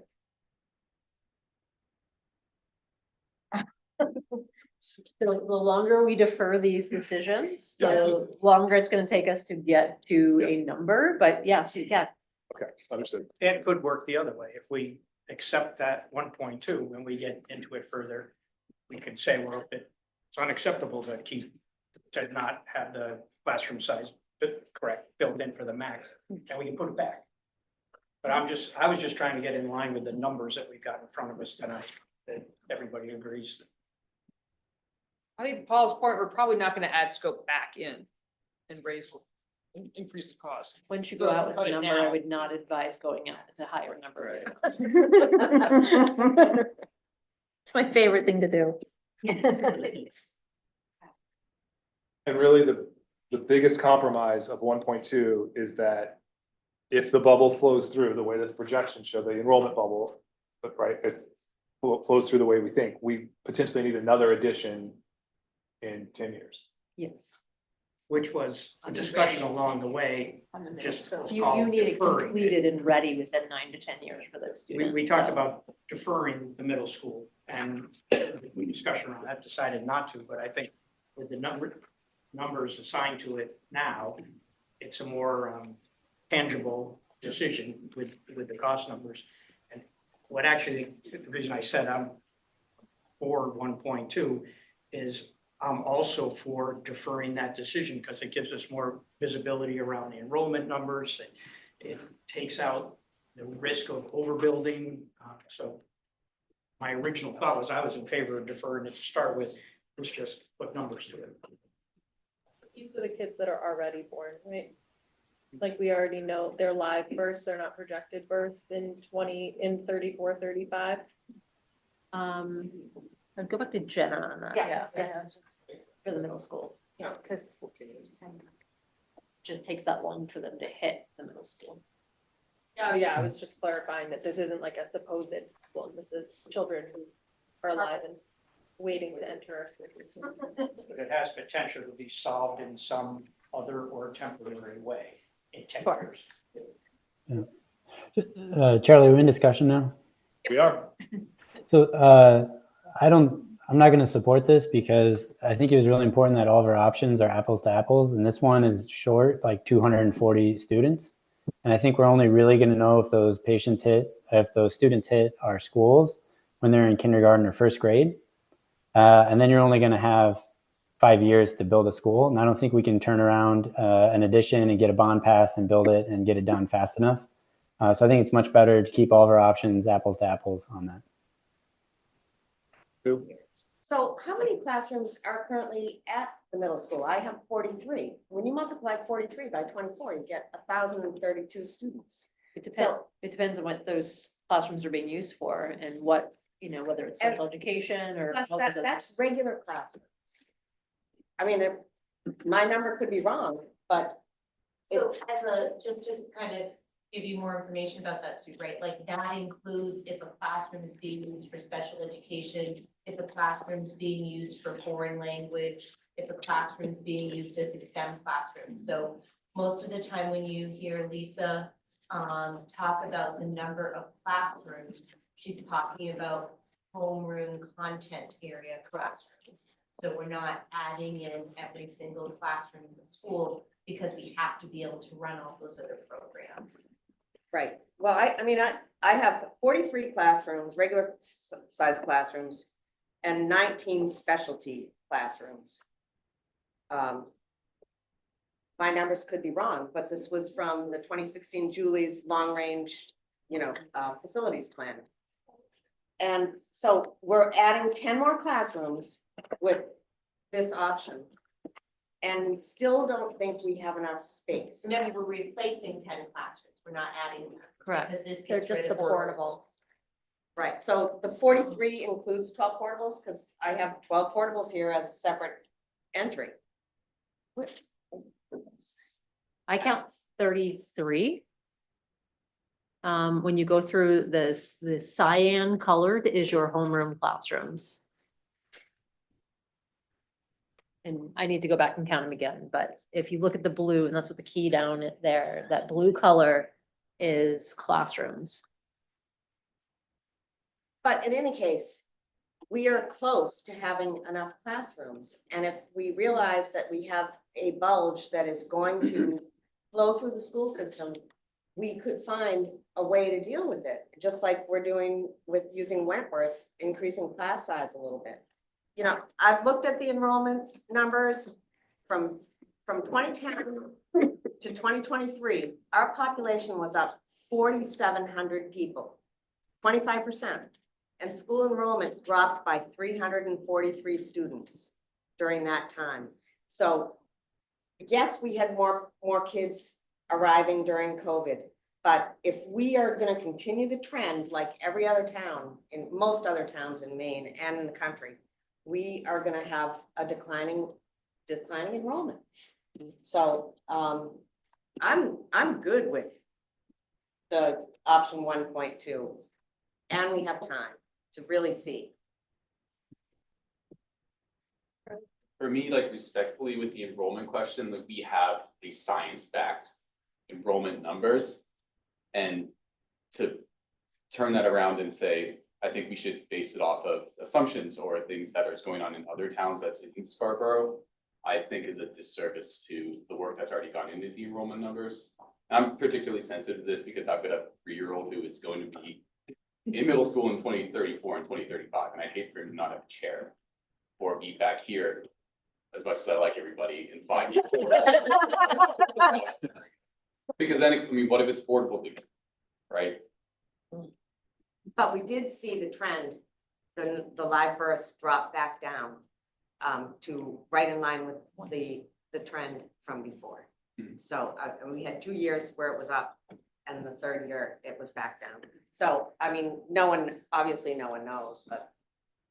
I think it's also important to recenter the conversation to some degree on the fact that this will be that bubble's entire educational experience from start to finish. So it may be a bubble for the building. It may be a bubble for the teachers for a couple of years. It might be a bubble for the cafeteria. But for every single year that those few large classes move from building to undersized building to undersized building, that is going to be their total educational experience. And so I don't think that I think it's easy to say, we can get by with the cafeteria for a couple of years. It's not going to be that big of a deal. And on its face, I agree with that. But when I think about the fact that for those kids, whether it's 2 years or 3 years and the trend goes back down, that's it for them. That's their Scarborough school experience, is always being crammed, always being undersized, always being kind of served with whatever limited resources are left. Good point. Jim and then from. Lisa, what's the build out time for all of these schools? We looking at 3, 4, 5 years? What do you mean, like from when the referendum passes, how long will it take to build all this? If it's simultaneous, and depending on the option, we typically say that a new build renovation project minimum is gonna take you about 2 years to do. So best case scenario, I So- think you said last time, Lisa, was 2028, If, depending on the if option. we Yes. defer Yep. and we have to add on in 3, 4 years, it's gonna cost us more money at that point. Based on Plus, we're gonna have to escalation, Disrupt the school again. you would be on site doing additions, yep. I do want to say, based on the middle school, just keep in mind that the day the middle school was built, it was undersized. Those portables have been there since day one, so just something to keep in mind. Time for 2 more questions and then we're way behind. So just a reminder, we're not talking about building portables all the way through the kids' school experience. We're only talking about option 1.2, which is just the middle school. 1.2 is the middle school addition to right-size the course base of the cafeteria and provide the new music and new music space, and then the classrooms to eliminate the portables. Right. So if we don't build enough classrooms, do you know how many classes will be short at peak enrollment? It's 9 or 10. 9 or 10? Do you need do you need to have a referendum to buy portables? You do? Yeah, because Okay. they're over a certain threshold. They used to be, Todd will tell you, they used to be under the threshold for triggering a referendum, but they exceed that now. Right. require About foundations, $1 million sprinklers. for 2 classrooms. Okay. You can go do multiple classrooms, bathroom. I was just gonna make 2 quick comments. So, Lisa, could you go back to that kind of executive summary, please? The what? The executive summary of the costs, please. That would be good there, right there. So if you look at like the top 3, right, like what are we at, 10% to get to 130-ish? And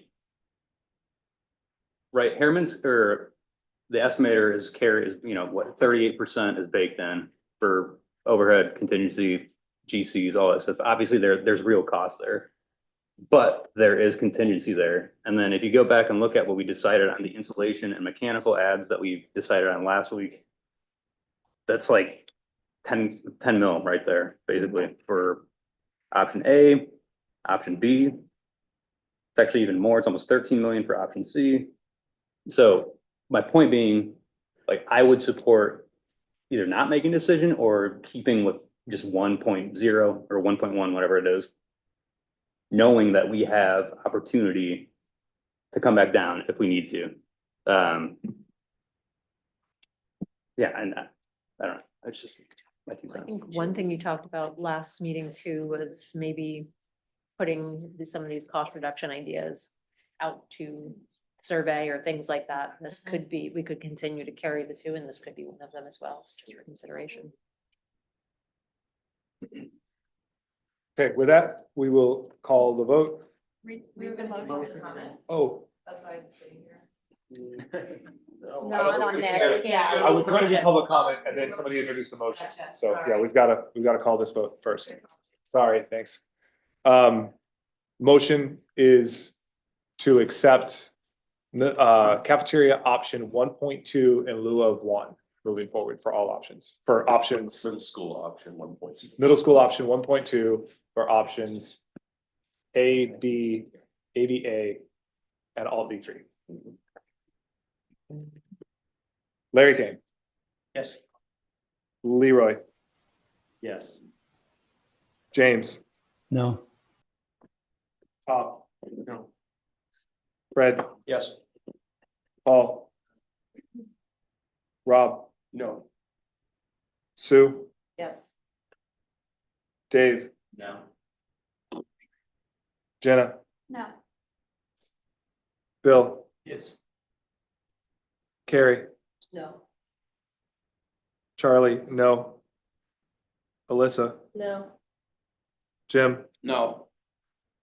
Annalee, Yes. April, No. Mike, No. Jillian, No. Elizabeth, No.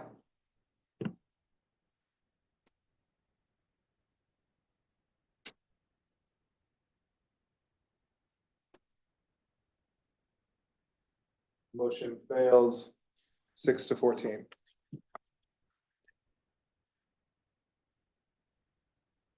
So we will stick with option 1. For now, at least. All right, we're now moving into public comment. For those who have stuck with us. Go ahead, Matt. Yeah, can you step up to the Here, table? Matt, if why you don't would? you sit? Sorry. Microphones are on the table there. Matt Garrett, longtime listener, habitual offender, public comment. I think that it's a great idea, to keep one of both. I also think you may be surprised in a consolidated option of the public's reaction. Because just like I think Larry said, these are different from what was there. And I also think that where these are preliminary numbers and there are ways to reduce these costs, whether it's cost of the site, cost of soft costs coming out of CIP money for the other schools, in different things. I don't think it would be out of the realm to keep one of these higher numbers in mind. Because once you can reduce that cost for a variety of different reasons, but you can't necessarily add it if you missed something in option A. As I said last week, I would be surprised at the hybrid option, because I think you could irritate a lot of Pleasant Hill people where location is a factor and nobody knows where this is gonna be. So that might automatically be a no for them, and then for everybody else, it might be how come they get a new school and we get a coat of paint without knowing the full scope of the renovations that are gonna go on with option B, with the ABA. And the other thing that I think should be communicated somehow, and this would be probably a Tom thing, that $200 to $400, I'm assuming that's an average across the board for house, right? No, it was based on survey responses in terms of what their appetite for increases to the tax bill. To get to these numbers though. Increase. It was backed into the construction cost based on that $200 to $400. Right, but ultimately, it's gonna be an individual cost per, there isn't gonna be a separate line item on your tax bill that says $234. No. It's gonna be 70 cents per thousand. And So- depending on your particular situation, your tax impact will change. Correct. And so, I think that needs to be communicated. Anybody that can figure out how to calculate their tax bill should be able to calculate their direct impact from each one of these options. Mhm. If it's $1.30 for the most expensive at 159 million, and it's 78 cents for the other one, that it's gonna cost somebody with, $1 million, $2 million, $5 million property on the beach a lot more than it would your average $300,000 or $400,000 household. And I think that could be a driving factor to get one of these higher cost numbers approved. If somebody can sit there and say, really at $159,000 and I get, or 159 million and I get out of it for $240 a year, okay, I'm on board with that. So that's what I think. Thank you. Any public comment online? We have Oh, one here. Carol, Come on down. There's mics all around. You can just come up to any part of the table. I see Carol. Just each person is consolidating my things. How y'all doing? Good, how are you? Carol Gotro. I was part of the first group. And our team came up with A. And we spent hours, as all of you have, researching, talking with neighbors, going to the community meetings, and identifying with polls. And so we arrived at A based on all that information. We visited all the schools, we talked to all of the key people, principals, and many of the people in the community meetings obviously were all for the keeping the neighborhood schools. So we went down that road. And we feel quite comfortable with A. Our group did. And I want to throw out another option that wasn't discussed in our proposal, but it might be meaningful now. And that would be, and this is kind of conversations after the meetings broke up last year. The neighborhood schools, should they get to a point where capacity is an issue or question, we talked about taking K2 out, and it would automatically free up 30% more capacity in the neighborhood schools. And Jim and I tested that with some people at the meeting, and they kind of liked the idea. One lady, her granddaughter was going to school at the time, neighborhood schools. And she said, gee, she said, because we gave her the reasoning, because of the capacity increased by just taking 2 out and maybe going to Wentworth as an example, where there was expansion potential. So she said, she said, I wouldn't be against K2, grade 2 going, but the little ones we would like to keep in neighborhood schools. So I'm throwing that out there as food for thought. There is an opportunity down the road for an automatic 30% increase in neighborhood schools. Should we move K2 out? K2, grade 2. And I just wanted to make mention of that as part of A. And the other potential issue was the traffic flow, which we looked at closely. And the Sawyer Road that runs starting back to our property here. What's the road that? Sawyer Road's right here. Yes. Yeah. So we came up with an option of making a passageway from behind middle school down to Sawyer Road. That would be a gated passway to Sawyer. It would be a combination only to be used by school buses during the school year, emergency vehicles only. So that passage from the middle school down to Sawyer, or another location off maybe up from Wentworth down through, as I think Jack Fay mentioned, there were 2 options to be able to get there. But it gave us another option, and it gives us an outlet to the school for emergency vehicles, traffic and so forth, only during the school year. And it would be controlled with combinations, and only people who can pass through that are certified to. So those are 2 options, 2 discussion points that came up that we kind of thought, John and I and Jim, thought would be kind of valuable. We didn't get it in part of the presentation up front, but it certainly seems like it would be a good fit now. So obviously I'm a proponent for A.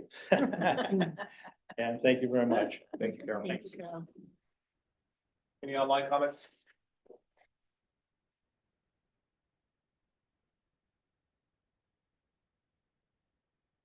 We'll close out public comment and do a quick pulse check for the slide. We're going to try to move through this part fast and just claw back some time. Oops. But we are well outside of our agenda at this point. Do you want to introduce us? Yeah, so what we thought we'd do here is just kind of get a pulse check, see if there's some obvious elimination. So you grab your phones, scan the QR code, and then we'll just rank 1 through 7, your personal ranking of it. And we'll kind of get a feel of kind of where we're at. If anybody needs help with the website or the QR code, just raise your hand. We're happy to come around and assist people. If QR code is not working for you, just type in www.slido.com. And we'll ask you for that number right there. You don't need a phone, you can use your computer. Does anybody not have a phone? Or need support? If somebody needs help, raise your hand and we can come around and also help you. Slido.com. Take a picture or get your camera open. Right on that. You see that black and white thing, zoom in on that. Yeah, then. Okay. Yeah, open that. So we're just ranking them 1 through 7. Yeah, so I apologize. Number 1 would be your top pick. And so you literally can pick them in order, or you can slide them up to the top. As the first one you slide up, the second. So the first one you pick is your highest priority.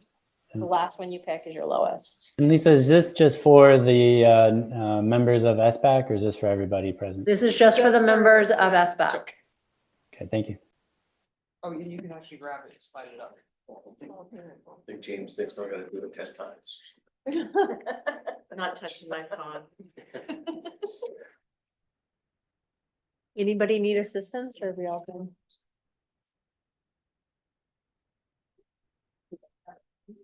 Did you know?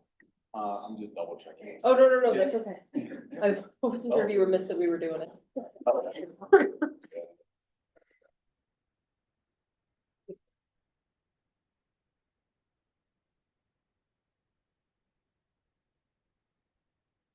My bottom.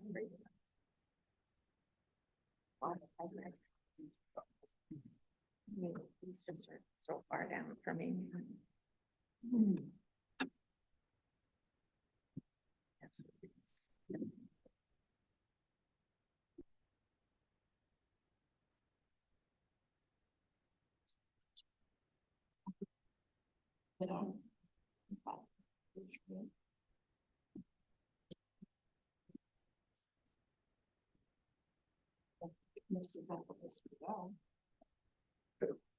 They're all gonna be right there. And again, this is just a Kind of pulse like check. They're all gonna be even. This is not a vote, Gonna it's happen. just a pulse You check. just- Yeah, that's what's gonna happen.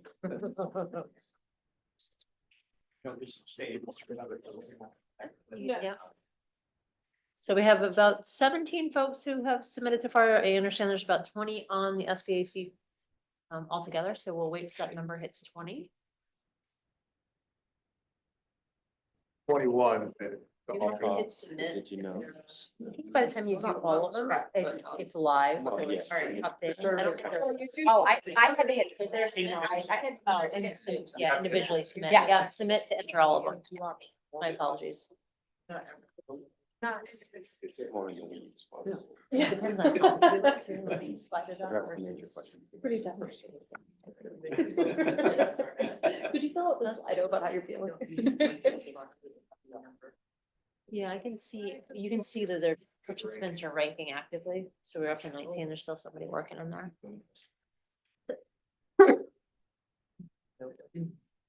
And I'll We scroll have down. many. Yeah. Yeah. There's still somebody working on it? No, we're at 19. Yeah, we Just need- watch it. How many are there of us? 20. Are there 20 of us? You're done. That's one. Upper right corner. Catching up on Get this moved stuff. on, dude. So, No, we're at 20. There we go. okay. Just watch. So this just kind of, we wanted to do this just to sort of get a feel for where we're at, as a group. Obviously, you can see, where people's preferences lined out. Again, just a data point, we're gonna still go through, the sticker drills and things like that. I will, at this point, entertain any motions if you want to eliminate an option based on what we see here. Otherwise, we'll move straight into the next phase of this vote. I say that with trepidation, knowing how long it takes for motions to get discussed and voted on, but In the interest of saving time, I'll say, I make a motion to strike 6 and 7 on the list. options G and C. Second.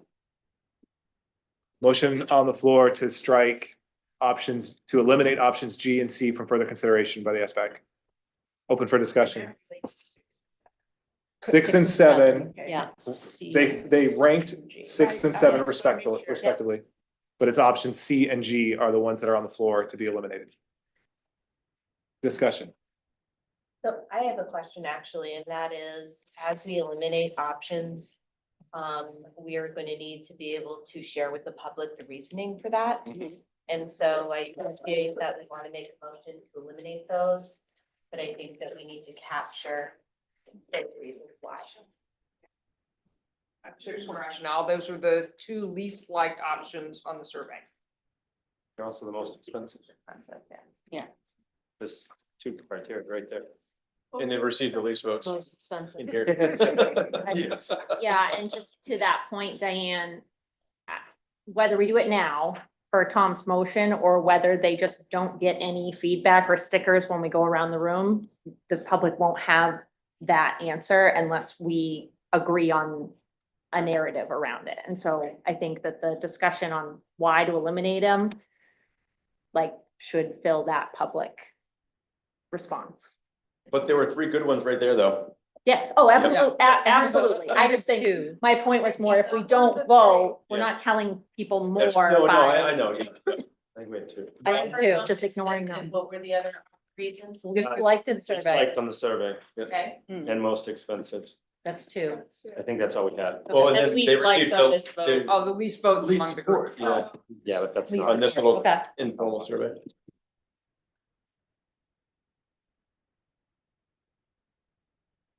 Any other discussion? Okay, call the vote. Oh, Again, so, the oh, so motion- sorry, who made the motion? Who second? Just, Are you doing minutes, James? yeah, I got it, man. I'm on top of it. There is. You guys can compare notes after. Yeah, right. The motion was made by Tom Escher and seconded by Elizabeth. Okay. Okay. So we're gonna vote on the motion to eliminate options C and G from further consideration. Larry, Yes. Leroy, Yes. James, Yes. Tom, Fred, Yes. Paul, Rob, Yes. Lou, Yes. Dave, No vote. abstention? Abstain. Okay. Jenna, What's your basis for abstaining? Yeah. I just, I think it's an uninformed vote. Would it go to an alternate then? No, he abstained. No. His Yeah, whole it's count something- was an abstention. No. it's just an abstain. Yep, it's fine. Yeah, he can do it. Jenna, Yes. Bill, Yes. Carrie, No. Charlie, yes. Alyssa, Yes. Jim, Yes. Annalee, Yes. April, Yes. Ava, Mike, Yes. sorry, Jillian, Yes. Elizabeth, Yes. the motion passes. I got 19, should have 19. 18-1. Okay. 18. Oh, and there's a no, yeah, 18-1-1, thank you.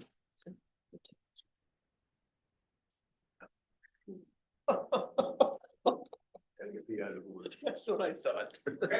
These two are off the table, we can rip them off the wall. Yeah, we'll take those down. Our next order of business. So with what we've heard today, and then, you know, the packets in front, we just thought people seem to respond well to the small group breakouts. So we'll do that again I'm gonna limit us to 10 minutes instead of 15, as the agenda says, just to try to make up some time. But take 10 minutes in small groups and just sort of, share your thoughts on the options and things like that. Feel free to, these should be persuasive conversations. Don't hold back. Leroy? Suggesting, because I thought it was really good last time we broke out in small groups, that a representative from Harriman goes to each of the groups to help Yep. us. Groups of three. We'll count off in groups of 3. It's only 3 And of we'll us. start with Ellie. 1, 2, 3. 1, 2, 3, 1, 2, 3, 1. 2, 3. 1, 2, 3. 1. 2. 3. 1. 2. no, I'm not. You're 2. oh, okay. Okay, we'll just go pick a corner. We'll go 1's over there, 2's over there, 3's can huddle over here. Make it quick. How long again? 10 minutes. Tell me, where'd you say 2? I got it, I got it. How much? I mean, that's pretty far. I will walk there. So. Because I'm agree. You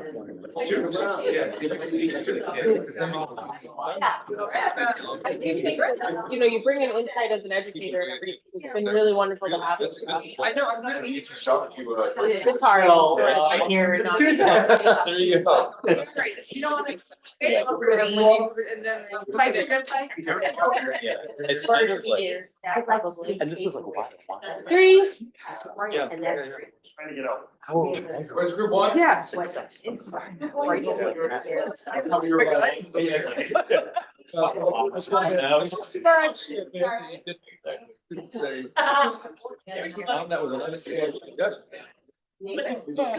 One. Right. One. Group 1.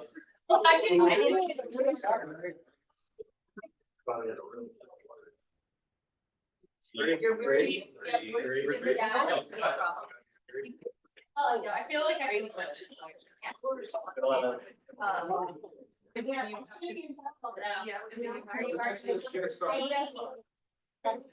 Personally, I actually thought this slide. I keep trying to move out of the way and I keep getting in the middle. Yeah. First interest, we're gonna see. Through the course of the last couple of weeks. And I was really glad that the hybrid option in my mind, kind of roads. I know it's a little bit more expensive. The only of the consolidated options, has the most realistic use of That could change.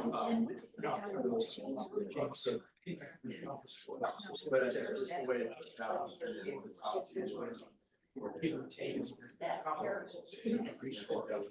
Right, so we're not, yeah. You're not locked in. I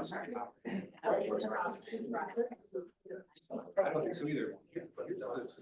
And I appreciate your dash. I know there's escalation already, but you can't predict inflation. There's also, there is the possibility these prices go up. I mean, anything is possible, there's no way to predict based on. I mean, I appreciate. We have in general, spin that soft house, there are investment.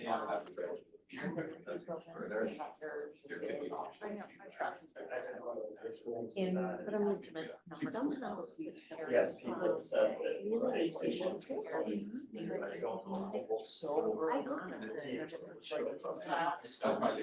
Yeah. But who knows,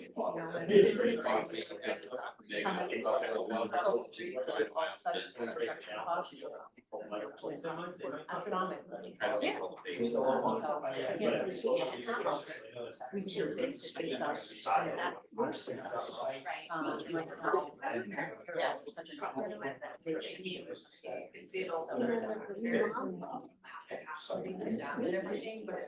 Good question. I don't know. So we'll have to base this, so we can.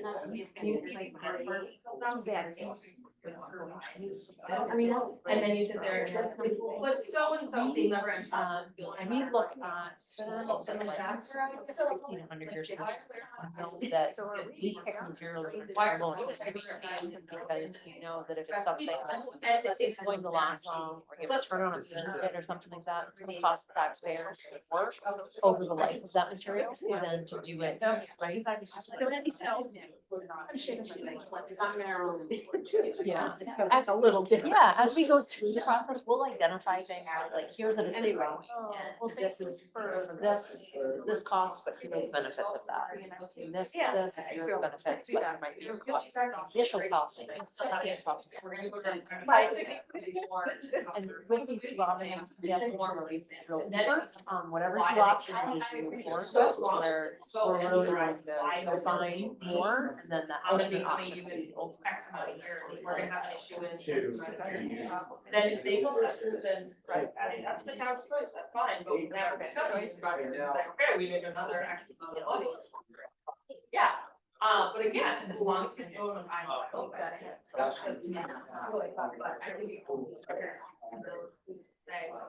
Correct. Right. You're right. I have.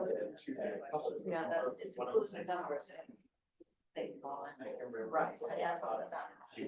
One of the first ones that moved over to still.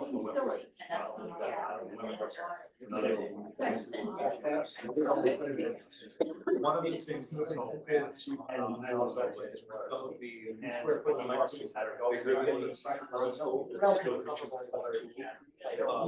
But they do this with the community center, society, right?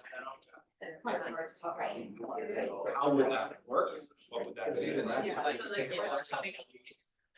He said it quite.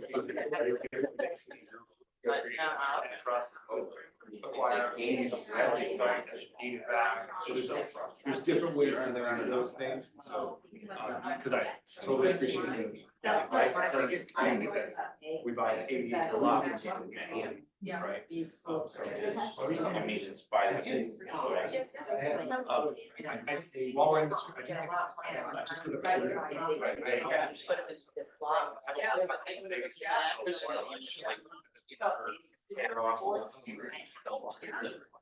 But I don't love it. You're saying it's your top question. Any cheapest option, like. Yeah. So the options. Well, back.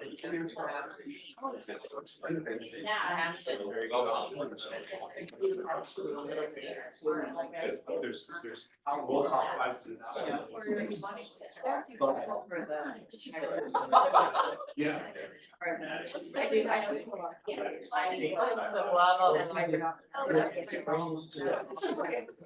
Yeah, I mean. We're all watching each other. I eat those melty. Well,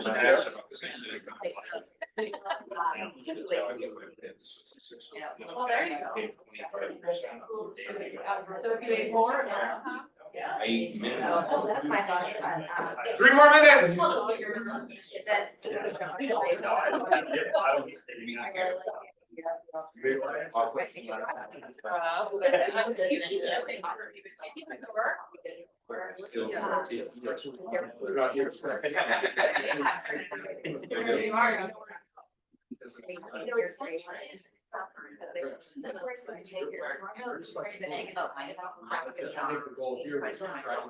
agree.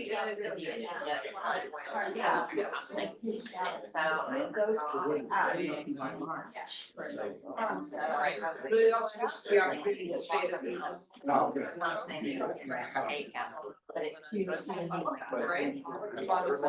I do not want to walk on it. You're right. I just, I mean, I go into things like this, stuff like that.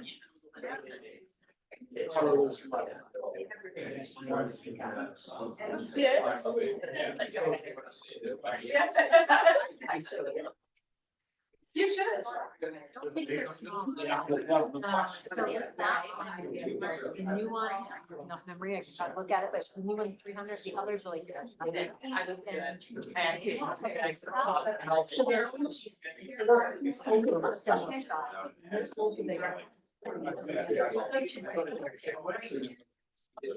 Pretty good variation. There's always. One more minute. One product.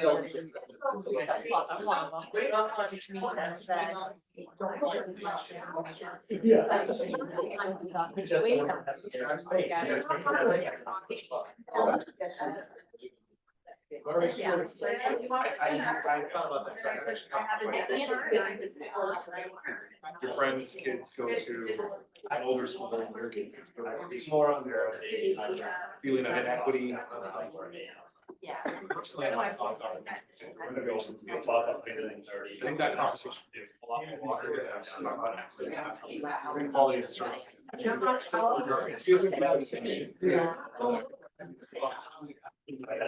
Neighbors. As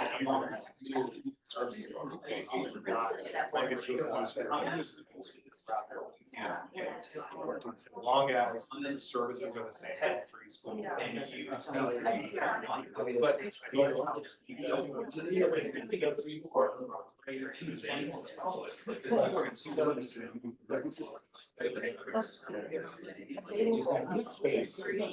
There's an opportunity. It's like,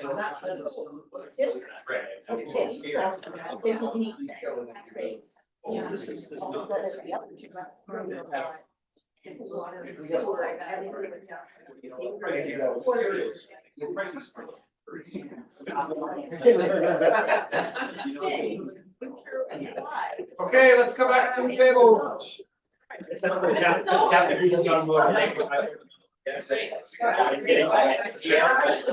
But if you want to read out of our discussion. 30 seconds. Forget I'll super J. Let's see. Yeah, we're just. All right, so if we could just get one person from each group to just kind of give a pulse of what their discussion was, quick, really just to mostly for James's benefit, so he knows kind of how the different groups discussed, but so we'll start with group one. Jenna? So our group, if we think about the smaller schools, we had a lot of conversation around A and then ABA. ABA, we like the idea of being able to really maximize the opportunity with building a new school and kind of alleviate some of the stress on the existing schools. As far as being able to, maintain some more outdoor space because you're moving a larger percentage of the kids to the new school. We think that the optics might be hard though, if we were to eliminate option A, just because that's maintaining the schools the way that they are today, which a lot of people in the public are saying that they want. So that's kind of our struggle there. If we think about the consolidated school, a few of us liked the idea of alt version 3 just because we wouldn't be going back to the public with the exact same proposal as last time. Of course, there's differences like the land, but we're listening to the public as far as taking back the size a little bit. There was conversation last time around, we don't want our third graders with our kindergartners, you're eliminating that and at least keeping the grades the same. As well as the middle school the same and Wentworth the same grades. So we like that that's at least a kind of a different option that we'd be putting forward. Group two? We had consensus, we did not take a hard vote, consensus around the AB hybrid. One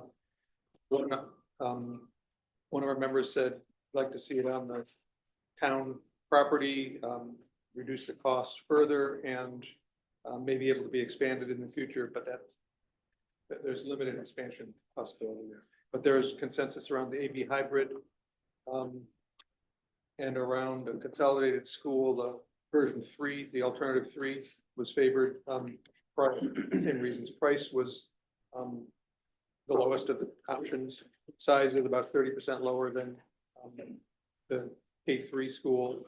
There was mention of potentially even keeping the geographic neighborhoods together, grouping kids by geography instead of just by community, developing communities within the school. I mean, that's neither here nor there for the construction. So a lot of strong consensus on that for a lot of reasons. Thanks, Tom. Group 3? April. I can speak, sure. We are struggling, group 3. We discussed, kind of at my urging, we focused mainly on the neighborhood schools ideas. Because I think for us, that was where we're still the most undecided. We talked a lot about the AB hybrid option and the caveat of whether or not it has to be Pleasant Hill. We talked about the communication challenges that inherently come with that. We also talked about the idea that maintaining the primary schools, option A, continues to be popular with our community, but that there's this sense that we're just always going to be handcuffed to these tiny sites and that there's only so much money we can put into those schools and they're always just going to be on those small sites. And so we had some lamenting conversations about just how to move this forward and what this looks like. It's hard to choose. Thanks. All right. So at this point, we'll do a sticker drill. We've heard a lot about the options, had a chance to kind of discuss it in small groups. I'm sure there are still folks that are undecided or uncertain. That's okay. The sticker drill is non-binding. It just kind of will give us an idea of what we want to put forward as motions to vote on. So let's take a few minutes and by all means. Are the You want to colors explain the being- colors? Yeah, so red stickers for, those look like the neighborhood school options, green stickers for the consolidated options. And James, I'll just let you tell me where you want your stickers to go. And then by all means, take time, discuss. Don't feel like this is, I know we're up against the clock here from an agenda perspective, but this is pretty consequential at this point. So don't feel rushed to just throw your stickers up and then come back to the table. Okay?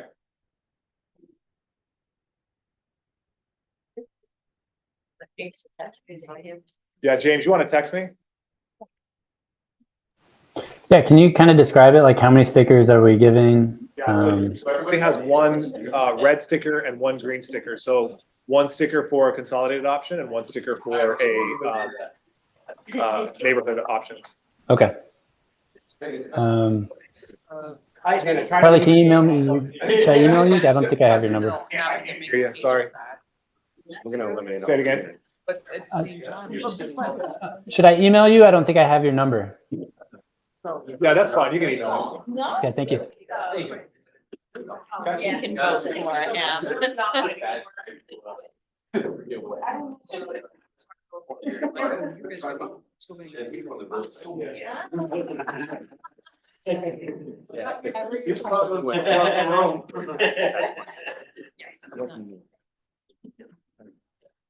Thank you, Tom.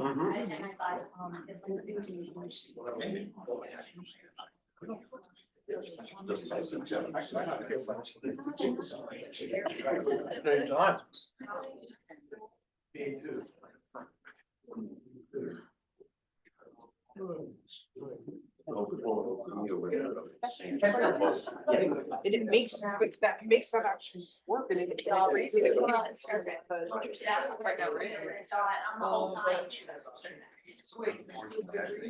Oh, right. No, green is for consolidated school, red is.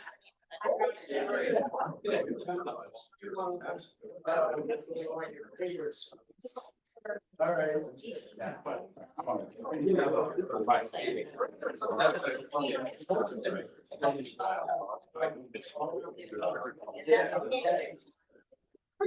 Yeah, right. I don't think, I meant, as far as narrowing it down, so.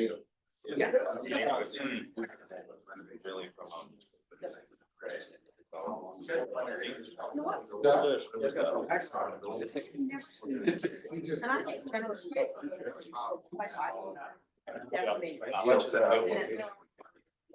My opinion is that it's gonna be.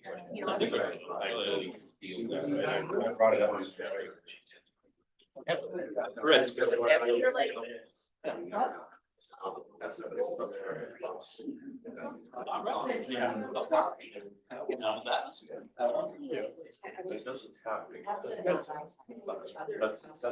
volume of it, that's the same. Well, it's the one that makes it.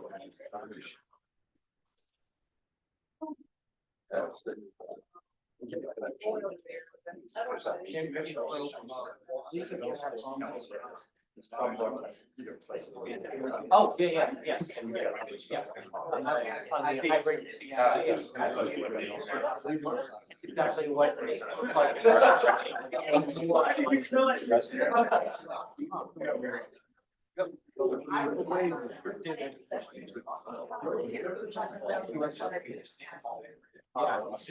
Exactly what.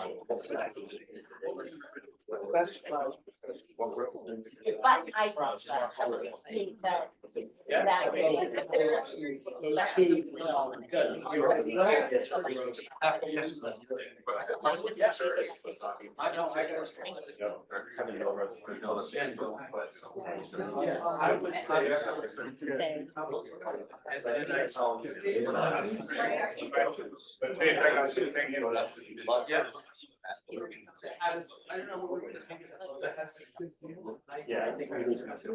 All right, if all the speakers are up. The discussion done, reconvene.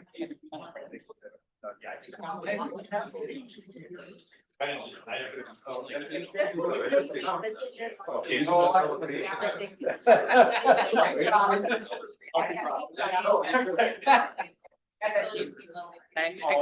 go to sleep, I go to work before she wakes up, and I clearly go to sleep after she gets sick. I've honestly been doing it for more of a lifetime.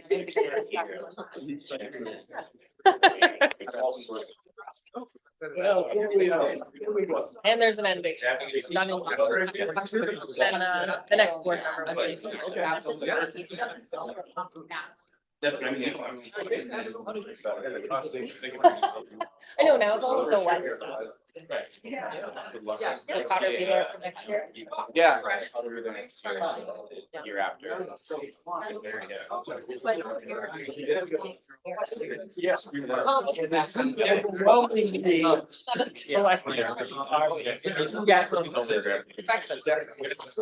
love it. Yeah, this is Lily's my second. And it was funny, she gave me the like package, I was like, already? I was like, what is this? I feel like I just. Right spot. I think we should do the square footage on our. Excuse me, square foot per shoe.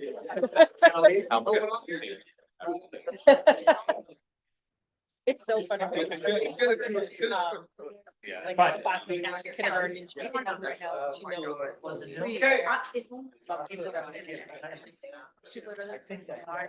No one else. Was Gerald. All right, so, thank you. For James, for your perspective, it's pretty obvious to those in the room, but I'll read out the tallies. Yeah, can you read it out? Because I'll, yeah, exactly, perfect. Yep. Option A, received 2 stickers. So you want this? Option B received 3. ABA received 15.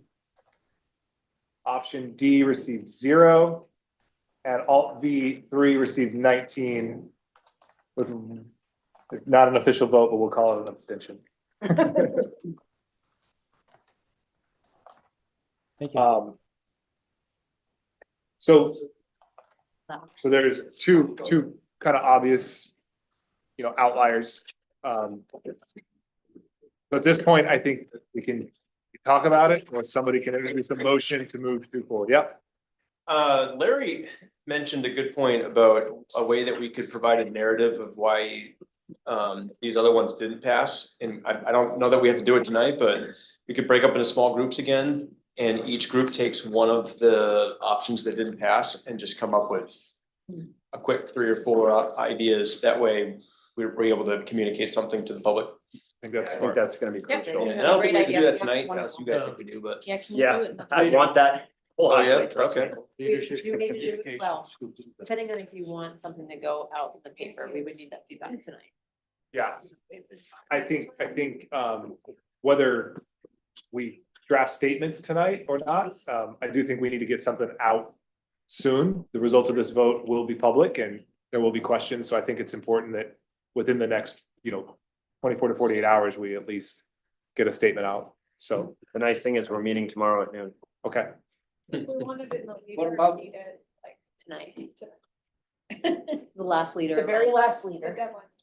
Right, I mean, we did talk about, right, like, that although it would be wonderful to have the article in the printed leader, if we're not ready to communicate, the message we communicate is more important than hurrying to get a printed article in the paper, right? Because one of the things that I hear consistently in this room is the need to effectively communicate. And if it's 8:30 and we're rushing to put a communication together before midnight, I'm not sure that's gonna be our best representation. I would agree 100%. What about Dave's matrix? The matrix that Dave brought up tonight. Is that gonna be available soon? Because I think that will have an impact with the public also. I just not embraced that yet, not chosen to use it. Yeah, I think that it was kind of informative for us to see kind of how, that sort of model can work. And I think we should continue to refine it and look at it, but until the committee votes to have that be part of our decision matrix, I think we should be cautious with sharing that to the public. We did not get it. Right, most people haven't seen it. I do think we should share it out. So everybody can read it and digest it and, we can come back at our next meeting and talk about it for sure. Yeah. I would move that we eliminate option D and as a consolidated option, move forward with Alt V3. In addition to being the most expensive of the consolidated options, it's also a massive school at 1,200 kids. And from the lack of stickers, it's pretty clear it doesn't have the support over the other consolidated option in this room. Second. Repeat your motion, please. Eliminate D and as a consolidated option, going forward, we pursue Alt V3. I apologize for raising, size of school. Size of school, cost, and lack of support over the consolidated option. And goes So- through valid points. The motion on the floor, it has been seconded, so the motion is to eliminate option D and accept option Alt V3 as our preferred consolidated option. Discussion? New name for it. What did you say, Susan? A new name. For it. Too late. Okay. We'll call the vote. Larry, Yes. Leroy, Yes. James, Yes. Tom, Yes. Fred, Yes. Paul. Yes. Rob, Yes. Sue, Yes. Dave, Yes. Jenna, Yes. Mike, Yes. Bill, Yes. Carrie, Yes. Charlie, yes, Alyssa, Jim, Yes. Annalee, Yes. April, Yes. Jillian, Yes. Elizabeth. Yes. Thanks. The motion passes unanimously. Sue's point, if I may, I suggest that we make sure we get in from survey in the name. I think it's it's a good communication. I was gonna say, Not a I was motion. about Not a to raise the motion. same point, because there's so much conversation around, why did we start with 4 options, then we went to this, then we went to that. And this is not an option that came out of phase 1. I think it's just important to really, for the communication team to emphasize that this is something that came out of the survey, and we're listening from that perspective. Absolutely. Question on the communication on AB, did we decide we're just gonna say close a school and not name the school? I was gonna make a motion to change the language. Yeah, I did last week and it was voted down. Yeah. But I don't know if I can, or if Fred can raise that again. Yeah, so just let me answer her question. I'm sorry, and then I'm sorry. absolutely want to hear the motion. So there was a motion last week. Right. And and then it was gonna have to be an amendment to the motion to change the language, and it became very confusing. So we just agreed, we'll leave it as Pleasant Hills with the understanding that we can look at other, if we move forward with it as a preferred option, we could look at other schools. But we accepted it last week as with Pleasant Hills as the school to be closed. How do we, how is?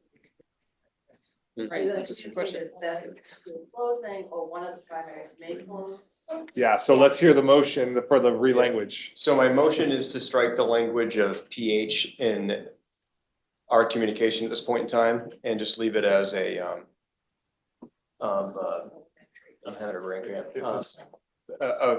Close one of the schools and build a new one. One of the existing schools. Yeah. And what is the rationale for, The rationale is I don't think it does us any good to be specific at this point in time. Yeah. And that gives us time to weigh our options. Well, before we get into discussion, Yeah. I need a second on that motion. Second. There you go. Can I just wait for the- James, that was,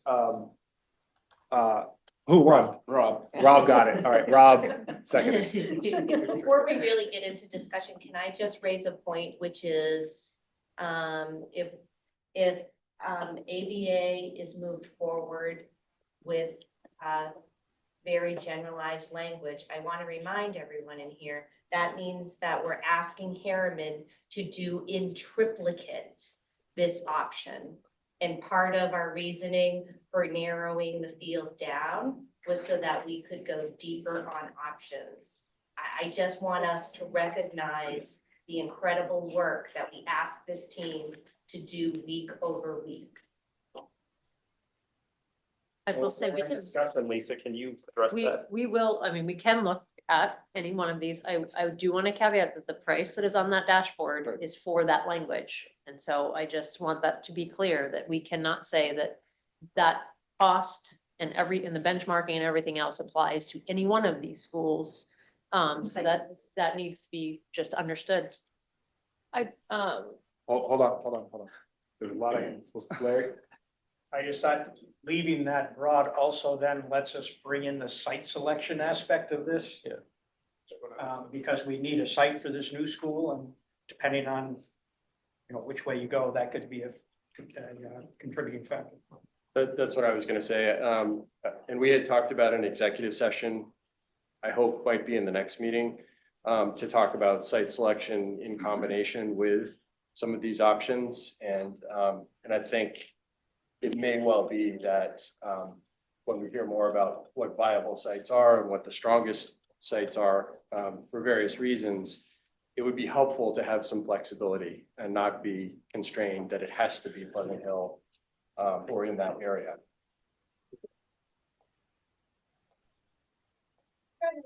what drove Pleasant Hill to be picked as the one? Was it just what came out of the survey? Did you guys specific request by a member of the committee for that option? I can Okay. answer that. It was because Pleasant Hill is the smallest of the three.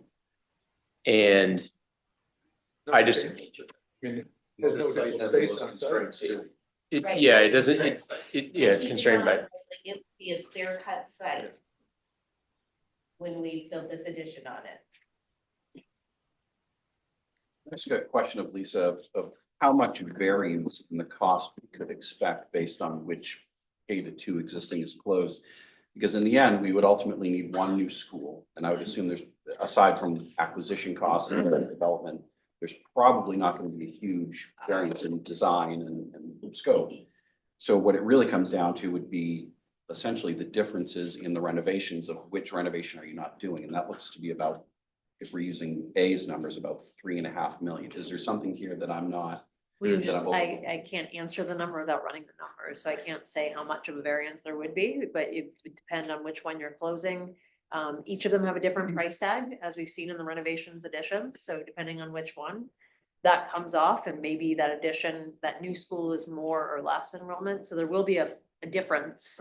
I won't say that it'll be astronomical, but there will be a difference in cost. Because what we're trying to do is get away from just these rough order of magnitude numbers, right? And get a more refined number.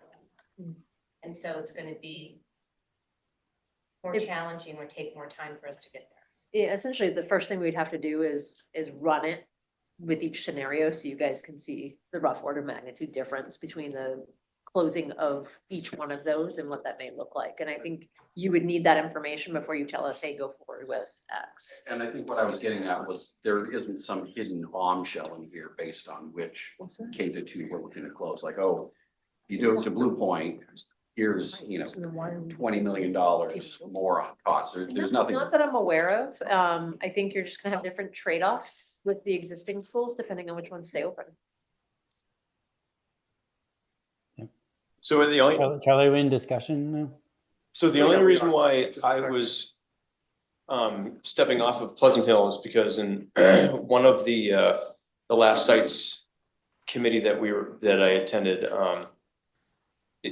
it became clear to me, and subcommittee members, please remind me if I'm wrong, but I seem to remember that the growth areas of the town are actually further away from Pleasant Hill. So it's convenient for Pleasant Hill because it's the smallest site and it looks like it's the most obvious site to replace, but I actually don't think population wise in the town distribution, I don't think it makes the most sense after all. Charlie, in discussion? No, go ahead. Yeah, there's. Yeah, go ahead, James. Yeah, I mean, I'll just say that number one, I think we voted against this last week, 14-6. I think everybody wants their neighborhood schools. We've talked about that. That's why I was against having consolidated as one of the options. I think a third of the people are going to be against this option because it closes Pleasant Hill. If we say that it could be any one of the three, I think everybody but who likes neighborhood schools is going to be against this. And then so it's going to be really not one neighborhood school versus consolidated, because no one will know that they're going to be able to keep their neighborhood school. So I think it's going to be a very unfair comparison between the two. I would hope by the time we take it to Yeah. the public, we know which school it is. Yeah. I think we're talking about, and correct me if I'm wrong, I think we're talking about that the next step with this option would be that the design team goes back and literally runs a rough order of magnitude on all the 3 different scenarios, brings that information to you guys, and then you guys tell us, along with the executive site session, when we're looking at sites, what makes the most sense for that option to continue to be evaluated in more detail. That's how I understand it. Okay, so it's not replacing closing of Pleasant Hill. It's actually evaluation of 3 options. Where each one is eliminated. The motion on the table, James, is to change the language of the option to close a primary school and build a new one. Yeah. Without, I mean, without I any think specificity. I think everything I said still applies because that's still keeping it open as one of the options. So, yeah, I mean, I think there'll be an article in the Leader on Friday that's gonna report on this meeting. And it's gonna say that, no matter what we do now, that closing Pleasant Hill was discussed. And so we need to be prepared for that. And I think that the only neighborhood school that you would not get an outcry if you closed 8 corners. neighborhood school, not in a neighborhood. I kind of agree. Sorry, least neighborhood school. The like big hangup I had with the ABA was my concern of how much of the benchmarking on 8 Corners isn't met. So hearing that like it came from us, that we like self-selected Pleasant Hill. I feel like it warrants at least looking at, you know, what if we do these impacts to 8 Corners, are more of the benchmarking met? I think it seemed like Blue Point was doing okay, so I don't know if in order to help Harriman not totally. No, never mind, same thing. But either way, I think it's helpful to look at the options before, since it was just committee member selected. So to that, Lisa, our next SBAC meeting is in 2 weeks. We have the workshop next week, but we don't come back into this group for 2 weeks. Correct. So the ask would be for your resources to be spent working this ROM, those 3 scenarios as you described. Literally In bringing lieu, ABA back with an option that has. an option that has- Yep. so, and what's the opportunity cost? In lieu of doing that, what would you be working on for the next 2 weeks? Well, yes and no. I mean, I don't want to go to the survey until we know what we're surveying on. It's really what you guys tell us you want to dig deeper into. So if that is a thing that you need in order to make that move forward, if we already knew that we were moving forward that option, we would then get into a level of refinement with that option. We get more detailed design and things like that. We can start doing that if another option is moving. Well, if you did decide to move the other option forward, so the consolidated, we would start getting into that detailed there. We would just need to spend our time now on those scenarios, and I think it's time well spent, because I think anybody in the community is going to ask it. Why was that chosen? 3 quick points. One, site is important. Thank you, Lisa, for bringing that up. And there's been some discussion. If we can get that on the agenda, I think that would be important. The site evaluation committee will have met later this week, so we'll be prepared to discuss that. The other is, no one has mentioned this, but if in fact the costs might vary, we shouldn't say that it's 124 point whatever plus or minus. It's less than 130. I mean, it is all we can say, depending on when that goes out relative to the additional evaluation of cost. You could say that we are requesting that it remain less than 130. Yeah. That's it, Yeah. right. And then third, the survey, well, so to Sue's point about, everyone will know that we talked about Pleasant Hill, you know, In the survey. it's in the survey and we've got it blacked out on the thing, so that's not a big surprise. I mean, that shouldn't surprise anyone who's been paying any attention.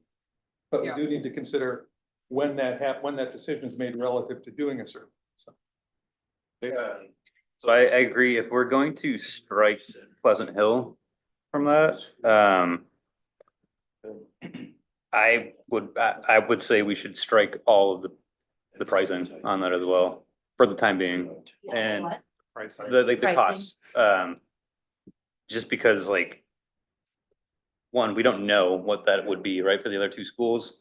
And 2, you post a number, right, publicly, everyone's gonna remember that number. Like, they don't, like, regardless of what's associated with that, they're gonna see that number and they're gonna remember that. So I think it'd be irresponsible for us as a committee to include any ROM cost ranges at all until we get them. So. Go ahead. So from the communications end, and I'm certainly as guilty as this as anybody, but I think it's important to be mindful of the words we choose, because this will have coverage in the Leader this Friday, without a doubt. And a person's reaction to we're closing one of your elementary schools versus we're going to replace your elementary school, I think the reaction is far different, because if you have a kid at Pleasant Hill, you hear it's closing, well, now where's my kid gonna go? 8 Corners or Blue Point, as opposed to our plan actually contemplates replacement of it. So I think, Replacement of one of the. Yes. right, so I think it's Yes, really thank you. important that message be conveyed, that we're not going from 3 to 2. Yes. Under that. Excellent point. Thank you, Mike. Any other discussion on the motion to strike Pleasant Hill from the language, the title of option ABA and replace it with any other option, any other school? Can we amend the motion to? The title on ABA is ABA hybrid based on option A. True, not the title, sorry, but reference to Pleasant Hill. Well, yeah, I mean, that was the motion, so. Can we, I don't know what the procedures are. Can we make an amendment to that motion to strike the cost as well? If we're gonna do the languages. So we're gonna strike the cost of all of them though? No. Oh, sorry, Just present, like, the one ABA, if we're gonna get rid of closes like Pleasant Hill, Right. to just remove the cost entirely for the time being until we have an informed cost to share with the public. Then I think you'd have to Hey, consider hold on. holding all Wait, hold on. costs. Dave needs a second, if you guys want to discuss this. Second. Okay, discussion. And I think you'd have to consider striking all costs, moving forward with one and kind of piecemealing this information out to people, which I think the public's ready to see costs. Strike all, like, what do you I mean, think on all the we can say, options? Like, we have a cost for this one, here you go, but we have nothing for this, but here's a kind of mirage of what it may be. I think that's just unclear messaging. Like, I don't disagree with your Yeah. purposes, I just don't know that you can move forward with announcing one cost and say like TBD on the other. I would disagree. I think you can, because we don't have the number. So like work has to be done to get the number. And I think it's fair just to say, yep, we're working on this and we'll share it when we get it. It's harder Yeah, to I think it's just communicate. cleaner to just pull it back. It's harder to communicate that you've got cost for one and not. That's just. Well, what? Clarification. My question. Yeah, here we go. I have a point of clarification. Ask her. Is your amendment only to strike the costs, or does it also contemplate my word change? I'm happy to offer that separately, but I wanted to clarify that. Word change. As far as- closing the oh. primary to. Yeah. Throw yours in there. Yeah. I don't. Wait a second. Procedurally, I don't think we need to wordsmith exactly what the messaging goes out. The spirit of the vote is to make the decision about the option. But, and so I think like your point was relevant during discussion, but I wouldn't worry about like making sure that it's represented in the name of the option. Jennifer? This is back to the cost conversation. Well, normally I would say, yes, we shouldn't share a cost. That's not correct. This cost is already at the high end, 133. So we wouldn't be ultimately picking an option that was above that anyways. If we compare, well, if we end up comparing Eight Corners and Blue Point and they're higher than this, we're probably gonna come back to this Pleasant Hill one. We're not gonna, our goal isn't to exceed this 130. So I can't imagine that, or we're not ultimately gonna land is gonna be higher than this. If anything, we're going to be lower. So I don't feel like there's a huge risk in putting out a number. It would be a different conversation if it was like 113 or something that we don't know that we're really gonna maintain that low number, but we're already at the high end of where we wanna be. Yeah, we're actually over because this 130, we need to add 10 million back into it because that assumed we were using middle school option one. No. No, No, the That is lower high. number, the first number is option 1, the second number is option 1.2. Thank God. Technically, we're still over 3 million. With Uh, using option 1, yes. My only comment on this motion is these prices are out. They've been out in the public for a while. I think that rather than striking any mention of cost for the next 2 weeks, we simply need to be really clear in our communication. If this is the option that we move forward with, which hasn't been voted on yet either, that, you know, as it was modeled with Pleasant Hill, but we're gonna look at, and in that model, this was the cost, but we're looking at other, you know, potentially, you know, what other schools could be replaced instead, replaced. Yeah, and there's gonna be 10 other reasons after we publish these numbers that the costs are going up and down. Right, yeah, it's Yeah, it's we're gonna try striking really from a hard to figure communication out point of view in the near term. I don't know that you need to be far more specific. Let's just be honest, these are rough order of magnitude to begin with. Interestingly, conveniently, the numbers are within $1 million of each other. So I think to talk about these options being generally, you know, rough order of magnitude, same cost, slightly above 130, that's an important message to signal to the community that these are, they're competitive, and they're also at the top end of the range. I have to be honest, I don't really understand Dave's amendment because the motion on the table is gonna be to select A, B hybrid based on option A as our recommendation. There's nothing that binds us in that motion to specific language about discussing the costs. Like that's kind of all communication standpoint. And so I don't really understand where the numbers are being removed from. Like, they're not being removed from the public documents that everyone has already seen. So I'm just, and I'm not, it's not a criticism, I literally don't understand. So now the amendment. In order to reduce the numbers, that have to be an The amendment. amendment, but the amendment is what we're talking about right now. And so I'm saying I don't understand Dave's amendment to strike cost. I mean, so. To me, Strike it's cost from where, where? from the 133.8, the range of ABA. Right here. 133.8. The cost isn't in the motion.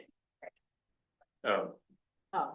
But what is? That would be. Yeah, but no, but the motion, With that, the motion is to strike PH, Pleasant School from all language of the option itself. Okay. So I think the. In line with that idea that we're striking Pleasant Hill language from any discussion of the option, Dave would also like to strike any mention of numbers. There's an amendment to the amendment with Dave, Yep. Yeah. and I seconded. Yep. So we have to vote on whether or not we. Oh, I know where we are procedurally. I just didn't.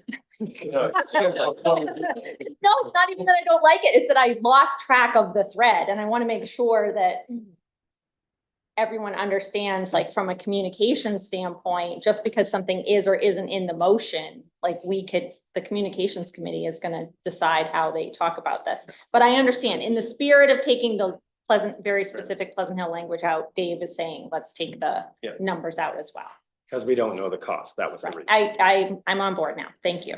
Thank you for. Last comment from Lisa. I want to offer something just based on what I'm hearing, that maybe will get at the heart of what people are trying to do. Are you asking to move forward with ABA and request that the design team explore the replacement of each of the middle school and subsequent options for you to consider at your next meeting? Primary school. Primary school, sorry. So close, Lisa. Yeah, I would, you asking, do I want to add that? I'm asking, is that what you want to modify? Is that essentially what you're That's getting cleared at? up, yeah. Trying to achieve. Because then it would have nothing to do with cost. It's literally you're saying we want to move forward with this and give us this Yeah. direction to come back with you with more. Sure. And that may speak to everything that I'm hearing here. So I throw that out there, you guys. If that satisfies Dave, then he can withdraw his motion. Straw. I would have to withdraw this. Okay, those are withdrawn. We're back to the main motion amendment offered by Fred, who now wants to change the language. Both motion, the amendment was withdrawn? Sorry, I missed that. And then you withdrew your motion? No, The second was withdrawn Yeah, on that after- amendment on cost. So Okay. now We're back back to to motion, Fred's sorry. amendment. You tracking, James? You're in headlights. No, because Larry's taking the notes now. So the only thing I'm unclear about, Dave withdrew his motion to amend.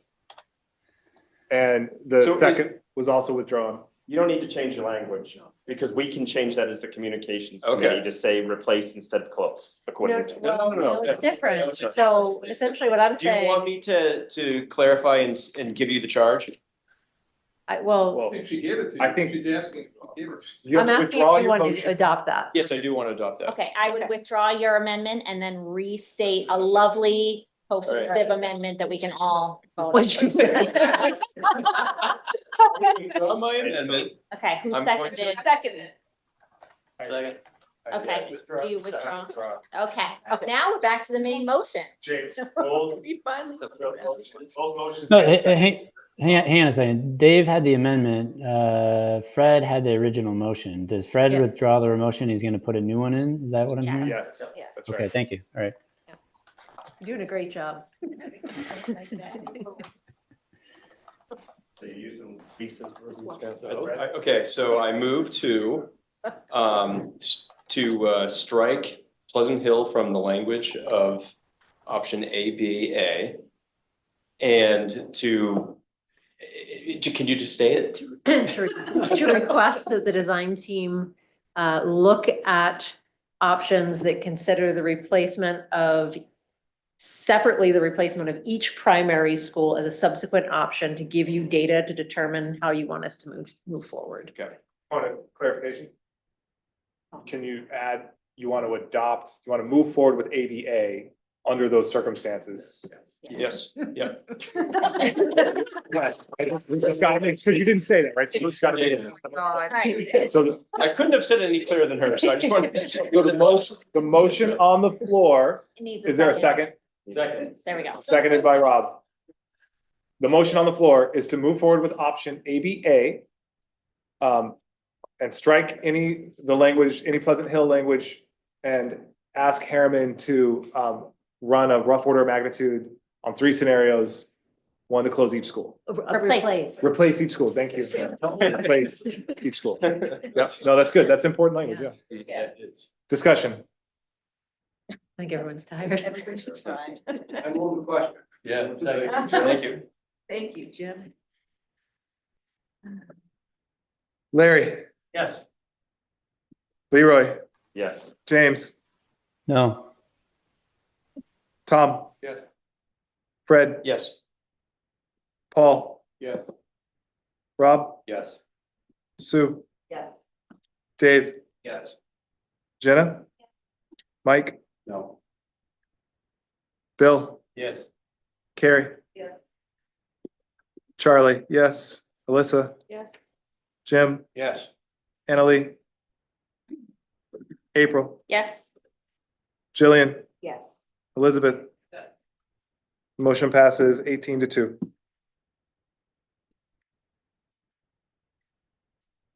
So we have an option and 3 parts of an option moving forward. 3 options. We have 1/3. We're back to 4 options, guys. We're doing good.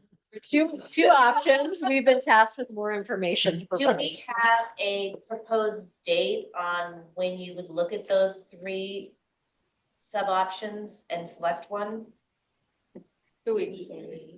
I 1, 2.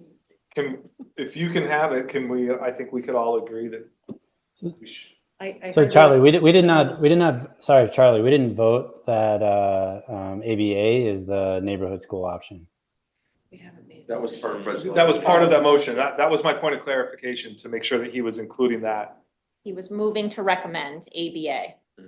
with those. No, it was motion made to strike Pleasant Hill from the language of option ABA and request the design team to evaluate the option. It wasn't to eliminate the other.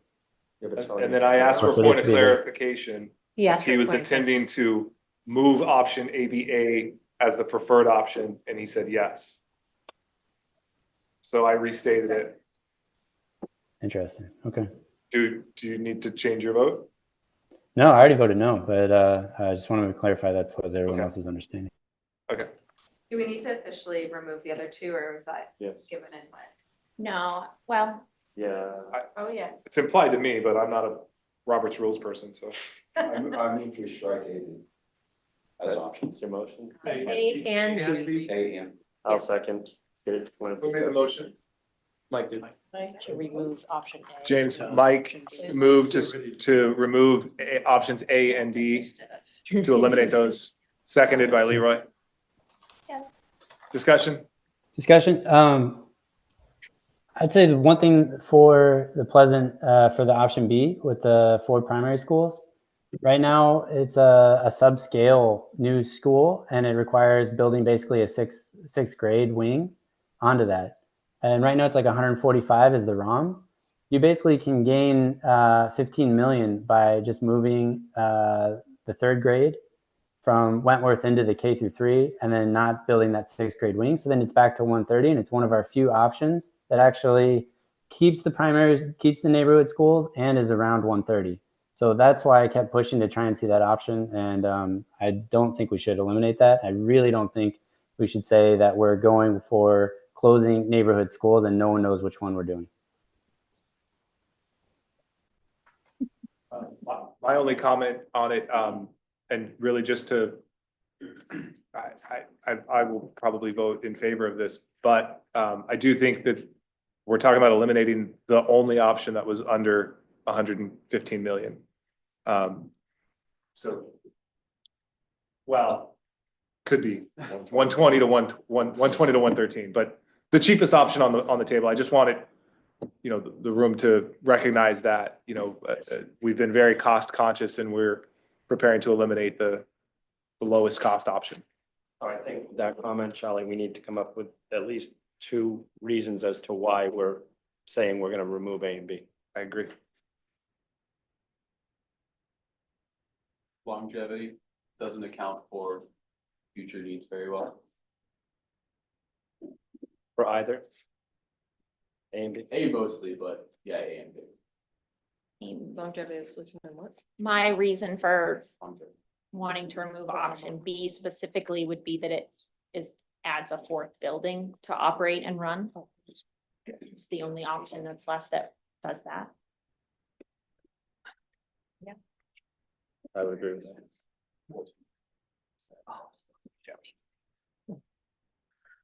Any other discussion? I'd say just to this discussion, I think it's important moving forward, like we establish structured metrics and how we vote on these, because what I'm hearing is like, I don't know, it doesn't seem very grounded in data, so. Yeah, I would say that, one of the reasons that I voted the way I voted is that I'm assuming from this point forward, we are gonna put a lot of energy into trying to reduce these costs. Because if we think that we're going to the voters with, a ballot issue of 130 million or 129 million, it's, you know, it's risky. I just don't think that it will pass. And I think we really need to put some, and I don't know what can be cut or how to find cost savings. And, you know, that's, you're the experts. And, but we've got to find a way. I would just like to mention one other thing for A, from my perspective, expanding the additional K2 schools, there's some that if you expand them, you're gonna take away playground space. You're gonna take away services for kids because you're not gonna have them, and you're also not gonna be able to get emergency vehicles in and out viably if there was an emergency at one of those schools, especially Pleasant Hills. That's why I just want to get at least as many things as we can out there as viables as to why we're eliminating those 2. And cost, obviously, for B. Very good. So I just think if you're gonna make a statement of why we eliminated neighborhood schools, but then we're proposing neighborhood schools, that argument doesn't hold a I'm just lot of saying water. space. So I'm just saying, I would couple any arguments about why we struck down A and B because of longevity and space and all that stuff with reasons why we went with a hybrid. Because it at least built a new school and resolved one of the 3 aging buildings that are overcrowding. And, you know, was able to relieve pressure to some extent off of the other 2. I think you need to couple that statement with. Good point. Yeah. Yeah, absolutely. I think it's important that we let them know we're not eliminating a community school. It may be relocated, but we're keeping the community schools. I brought talking about reasons that you guys wanna, make sure you're sharing. I brought this up earlier in the meeting, but just the benchmarking metrics were lower on these. I think A actually had the lowest of all of the options. That would be something to include as well. Good point. Any other discussion? All right, call the vote. Larry? I'm sorry. Yes, let me repeat it. Motion on the floor is to eliminate options A and B from further consideration by the SBAC, which will move option A, B, A. Look, I think that's a separate motion. You already did. We That's already already did done. Oh, we already did that one. that. That's right. So now we're, sorry, it is It's late. okay. The motion on the table is to eliminate options A and B from further consideration by the SBAC. Yes. Larry? Yes. Leroy? Yes. James? No. Tom? Fred? Yes. Paul? Yes. Rob? Yes. Sue? Yes. Dave? Yes. Jenna? Yes. Mike? Yes. Bill? Yes. Carrie? Charlie, yes. Alyssa? Yes. Jim? Yes. Annalee? April? Yes. Jillian? Yes. Elizabeth? Yes. Motion passes 18 to 2.